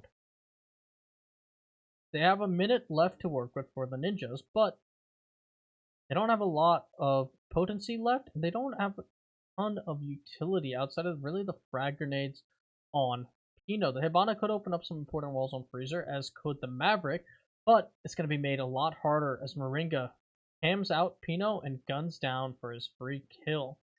It's all up to Kamikaze and Julio is extremely hurt. So is Sexy Cake. But Sexy Cake is going to be the first one taking engagement at the top of White Stairs onto Kamikaze. Even if he loses this fight, Kamikaze actually getting a 2-piece for himself. A great reactionary shot onto the Mute after gunning down Nesk on the smoke. So what looked to be an unwinnable situation for Kamikaze will still be unwinnable as Paulo retakes White Stairs and the Mute is picked up by the Jaeger. Moringa finishes things off with a kill onto Julio. But for a second there, things got a lot scarier for Liquid than I think they expected, as Kamikaze just landing shots that he shouldn't have onto that Mute.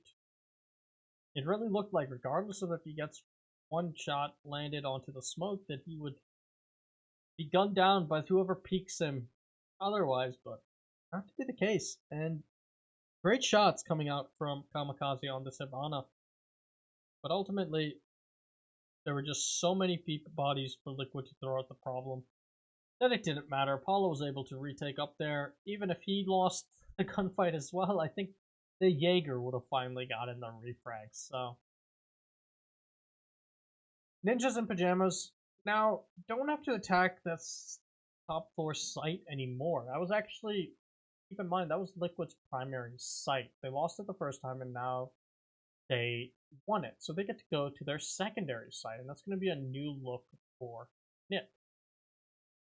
In the case of Liquid, they want to go to Reading Room. It's just become kind of the favored second site for most teams. There are a couple that prefer, I think, Bakery. But Mining and Dining has really fallen to the wayside, which I think has a lot to do with, one, the nature of mining, is that there's that window that you can just jump right in from. And there's a lot of long crosses that you can get onto the entrance of that site. You can hold down the red stairs, and you can also get a long cross from pillars into the site proper. So it becomes very hard to contest it.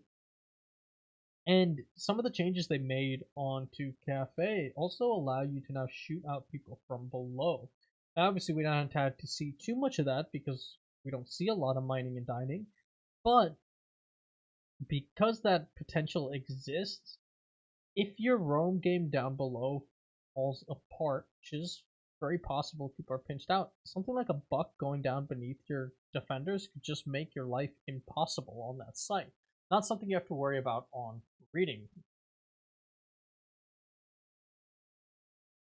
And of course, Reading also has that connector room at the middle of White Stairs that has shown a lot of play. It's been a very potent area for the defense to rotate through to try and get onto the Reading Room sites safely. You can even throw out some C4s and the like from there to deny both plants. To add on to all of that is the fact that if Amira is on the table, she's not in this match, but if she is, you can set up a mirror window in that position and have a lot of fun. And speaking of fun, Sexy Cake will gun down Muzzy, but Kamikaze showing up once again to take the head of the Mozzie. That's a Mozzie for your Ash, and for Liquid, that's probably not a trade that they wanted, as your C4 is not going to be gone. Those pests, though, will still be in effect, as well as any drones that Sexy Cake had acquired before his untimely demise. On the other hand, for NiP, they've really just lost the potency of Ash's fragging capabilities. They don't have the Zofia anymore, so Meister Games actually could be a little bit more difficult to remove as they can't get that ranged breach, but they do still have the frag grenades on the sledge. Moringa knows he's going to be pressured from above, so he's going to open up some holes that he can use himself and peek up into. And Julio, playing the long angle I was alluding to earlier onto this north window. If you can properly open up that reading room hard wall, you can kind of bifurcate the site, which is not something I've seen a lot of teams employ. So it's nice to see Julio positioned up here. Now we'll see if he gets any real success off of that, as this is such a new map that who knows if that's the play they want, but they did open up the wall for him to watch. Psycho just not seeing the Maestro for a second. He finally will see Moringa, but the Bandit is watching him from above. Julio, though, will get Paula from the window. Pino talks on with another onto Nesk. PSK finally gets a refrag onto Kamikaze. He's going for a second. He manages to down the player, but Psycho is there to shut him down. Ninjas in Pajamas pushes things to match point and confirms themselves 2 points in this match, confirming that they will be your third seed. And that's going to finish out our top 4 for BR6. Starting from the top, we have Liquid, then we have Faze, then we have the Ninjas in Pajamas, and finally, we have Black Dragons. And in case you're wondering how that breaks down into the playoffs, it will be Black Dragons and Ninjas in Pajamas facing off in the first round of the playoffs. The winner of that match will go on to face Faze Clan in a best of 3, and the winner of that match will go on to face Liquid in a best of 5 grand finals. So that's going to determine the rest of our playoff picture for BR6. We do still have a playoff, we do still have a play day left next week, but there won't be any playoff implications there, and it's really just going to be bragging rights and standings for the remaining teams, as well as, I guess, a good opportunity to practice and prep for Pro League, which 3 out of those 4 teams are in. The 4th team, of course, being Pain Gaming, which was relegated from Pro League, but aren't auto-relegated from BR6, because Red Devils is now going to be auto-relegated from BR6. They get to play their final match there, but they are still holding on in Pro League. As ever slim as might be, they are still there. Ninjas in Pajamas, though, likely wants to get the full 3 points, because again, bragging rights are really what it's all about. And it looks like Liquid is gonna elect to be a budget mute with this bandit barbed wire electric strategy. I think at this point it's safe to say that Liquid has, if they ever were truly attempting, and I think there were a couple rounds there where Liquid did really start giving it their all, but after NiP hit match point, I think Liquid is just having fun. As, I mean, yeah, the electric bandits there are gonna stop drones trying to get through that area, but so would a Mozzie or a mute. Now, you can argue that, well, a mute you could see and go around, and a Mozzie could see. But you can do the same to this barbed wire. The only thing is you can't jump over it the way you could over a mute, but you can't do over a. I'm not gonna try and question it too much. I don't think Liquid really cares that much anymore.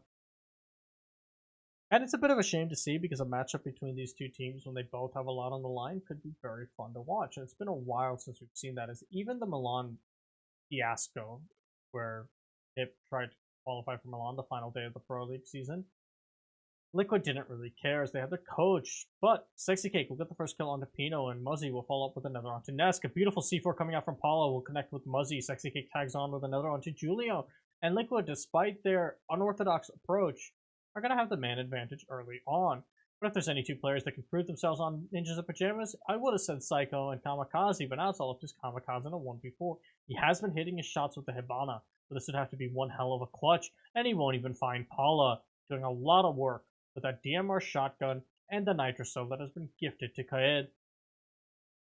And Team Liquid, they may be on the verge of defeat. They're not out yet. Ninjas in Pajamas just really struggling to get any sort of map presence, as The moment they met a defender, they died that round. And yeah, not much else to say about it than that. I mean, whether that was because of poor droning, because that bandit strategy worked, I doubt it, but maybe just poor droning in general, or just missing shots. It's going to cost Ninjas in Pajamas the round. They still, though, have two more chances to try and close things out for their bragging rights. Interesting six picks coming out from both these sides is we're going to have Psycho onto the Monty. We've seen him use this operator quite a few times before as NiP keeps trying to find out ways to work our lineup, and it's not a bit of a mixed success. While Psycho himself can be a real force and a presence with the Monty, it doesn't always seem like the cohesion is there with the rest of his team, whether that's because his callouts are struggling or whether his teammates aren't following his back. We can't really judge, but a lot of times it feels like Psycho's just become isolated as the Monty very easily. Meanwhile, we have Nesk picking up the ACOG of the dock, not playing smoke like he played on the previous defenses up top here, instead just going to have an ACOG to pick people's heads with. And if there's any player, again, that can pick people's heads, it's going to be Nesk. He's actually sitting at the bottom of the scoreboard for Team Liquid right now. He's been having a bit of a rough game, but then again, so is all of Liquid outside of Paula, who has just been a monster this map in particular.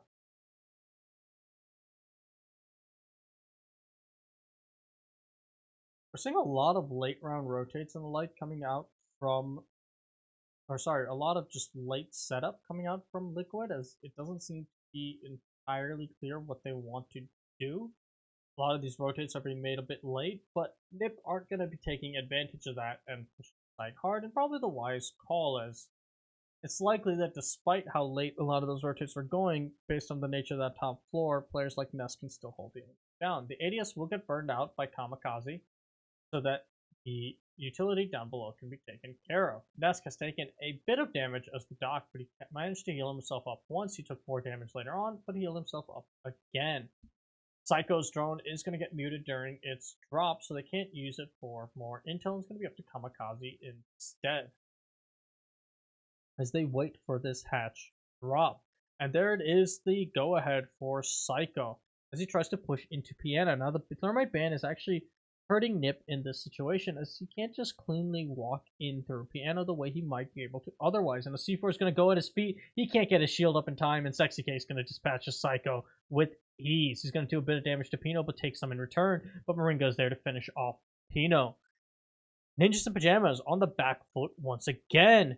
However, Kamikaze will trade with Nesk, both of them landing nice headshots on one another. That's ultimately going to hurt the Ninjas even further. Julio spots out the mute, but is unable to connect the shots to finish him off, nor is he able to connect with the Maestro or the Valk coming in from below, and Sexy K cleans things up onto Muzzy, and a very dominant round from Team Liquid there. The Monty strat just not working out. The Thermite ban really hurting the Ninjas, and I believe the Ninjas were the one to ban out Thermite.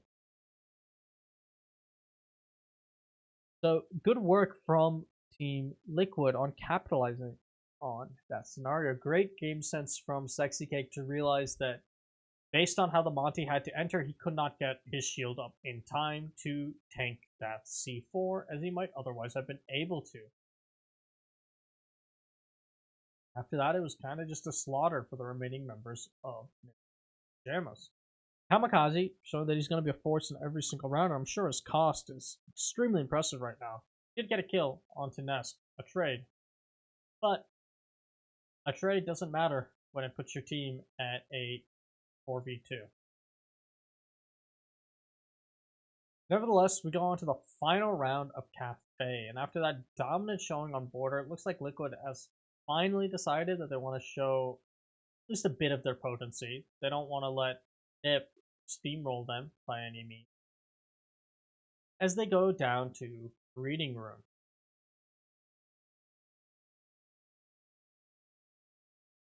We're going to see once again the Thatcher ban being taken full advantage of by Liquid, as they're going to be running the Bandit and the Kaid to really extend their hold up above and make it a lot harder for Ninjas to get in efficiently. Speaking of efficiency, the roam clear has been gifted the tools of Psycho on the Dokkaebi and Julio on the Lion. So roamers beware, because you're gonna get scared. Mom's gonna call you and the Lion's gonna roar, and you're gonna have a lot of fun. And that's gonna be a predicament that Team Liquid is gonna have to work their way out of. We see Pino once again set up on these windows like he's done frequently, and he's going to be able to get those bandit batteries. An interesting choice to elect to go for the bandit batteries on that wall instead of the electrical off for that very reason, that it's a lot easier to take out from above. Now granted, a single frag grenade could still take care of the job either way, but at least then you're using the utility of the frag grenade up instead of worrying about just a bullet coming into the window and taking care of what you set up. Hatch drop does come in, and the first Lion scan is called. Muzzy using it to get a kill onto PSK. Ninjas of Pajamas getting the first kill, and Pino tacking on with another onto Paula. And already this roam clear looking so efficient with the Valkyrie and the Legion down. We do still have Sexy Cake up inside a piano, holding onto things with that DMR shotgun. He sees a player at the white stairs. That's Julio, but neither player is able to connect enough damage to hurt one another. And Sexy Cake gets himself trapped inside the bathroom, being droned out. The Lion scan keeping him in position. Next gets a kill onto Muzzy, but Pino's there to finish off Sexy Cake. It's all up to Nesk and Moringa in a 2v4, reverse of the previous round. There is only one Lion scan available for Ninjas in Pajamas to utilize on Moringa and Nesk, so that is something that Liquid has going for them. And if there's any two players that you possibly want in this clutch situation, Nesk with Moringa is as good as anyone. The fragging potency of Nesk, especially on an operator like Bandit, alongside the 81 bullets of the LMG, which will connect and take the head of Psycho. He's going for a second, and it's going to be Nesk getting that onto Julio. It's a 2v2, but Kamikaze is there to take down Moringa. It's all up to Nesk in a 1v2. His angle is being held as he tries to enter, but the player will fall off of it.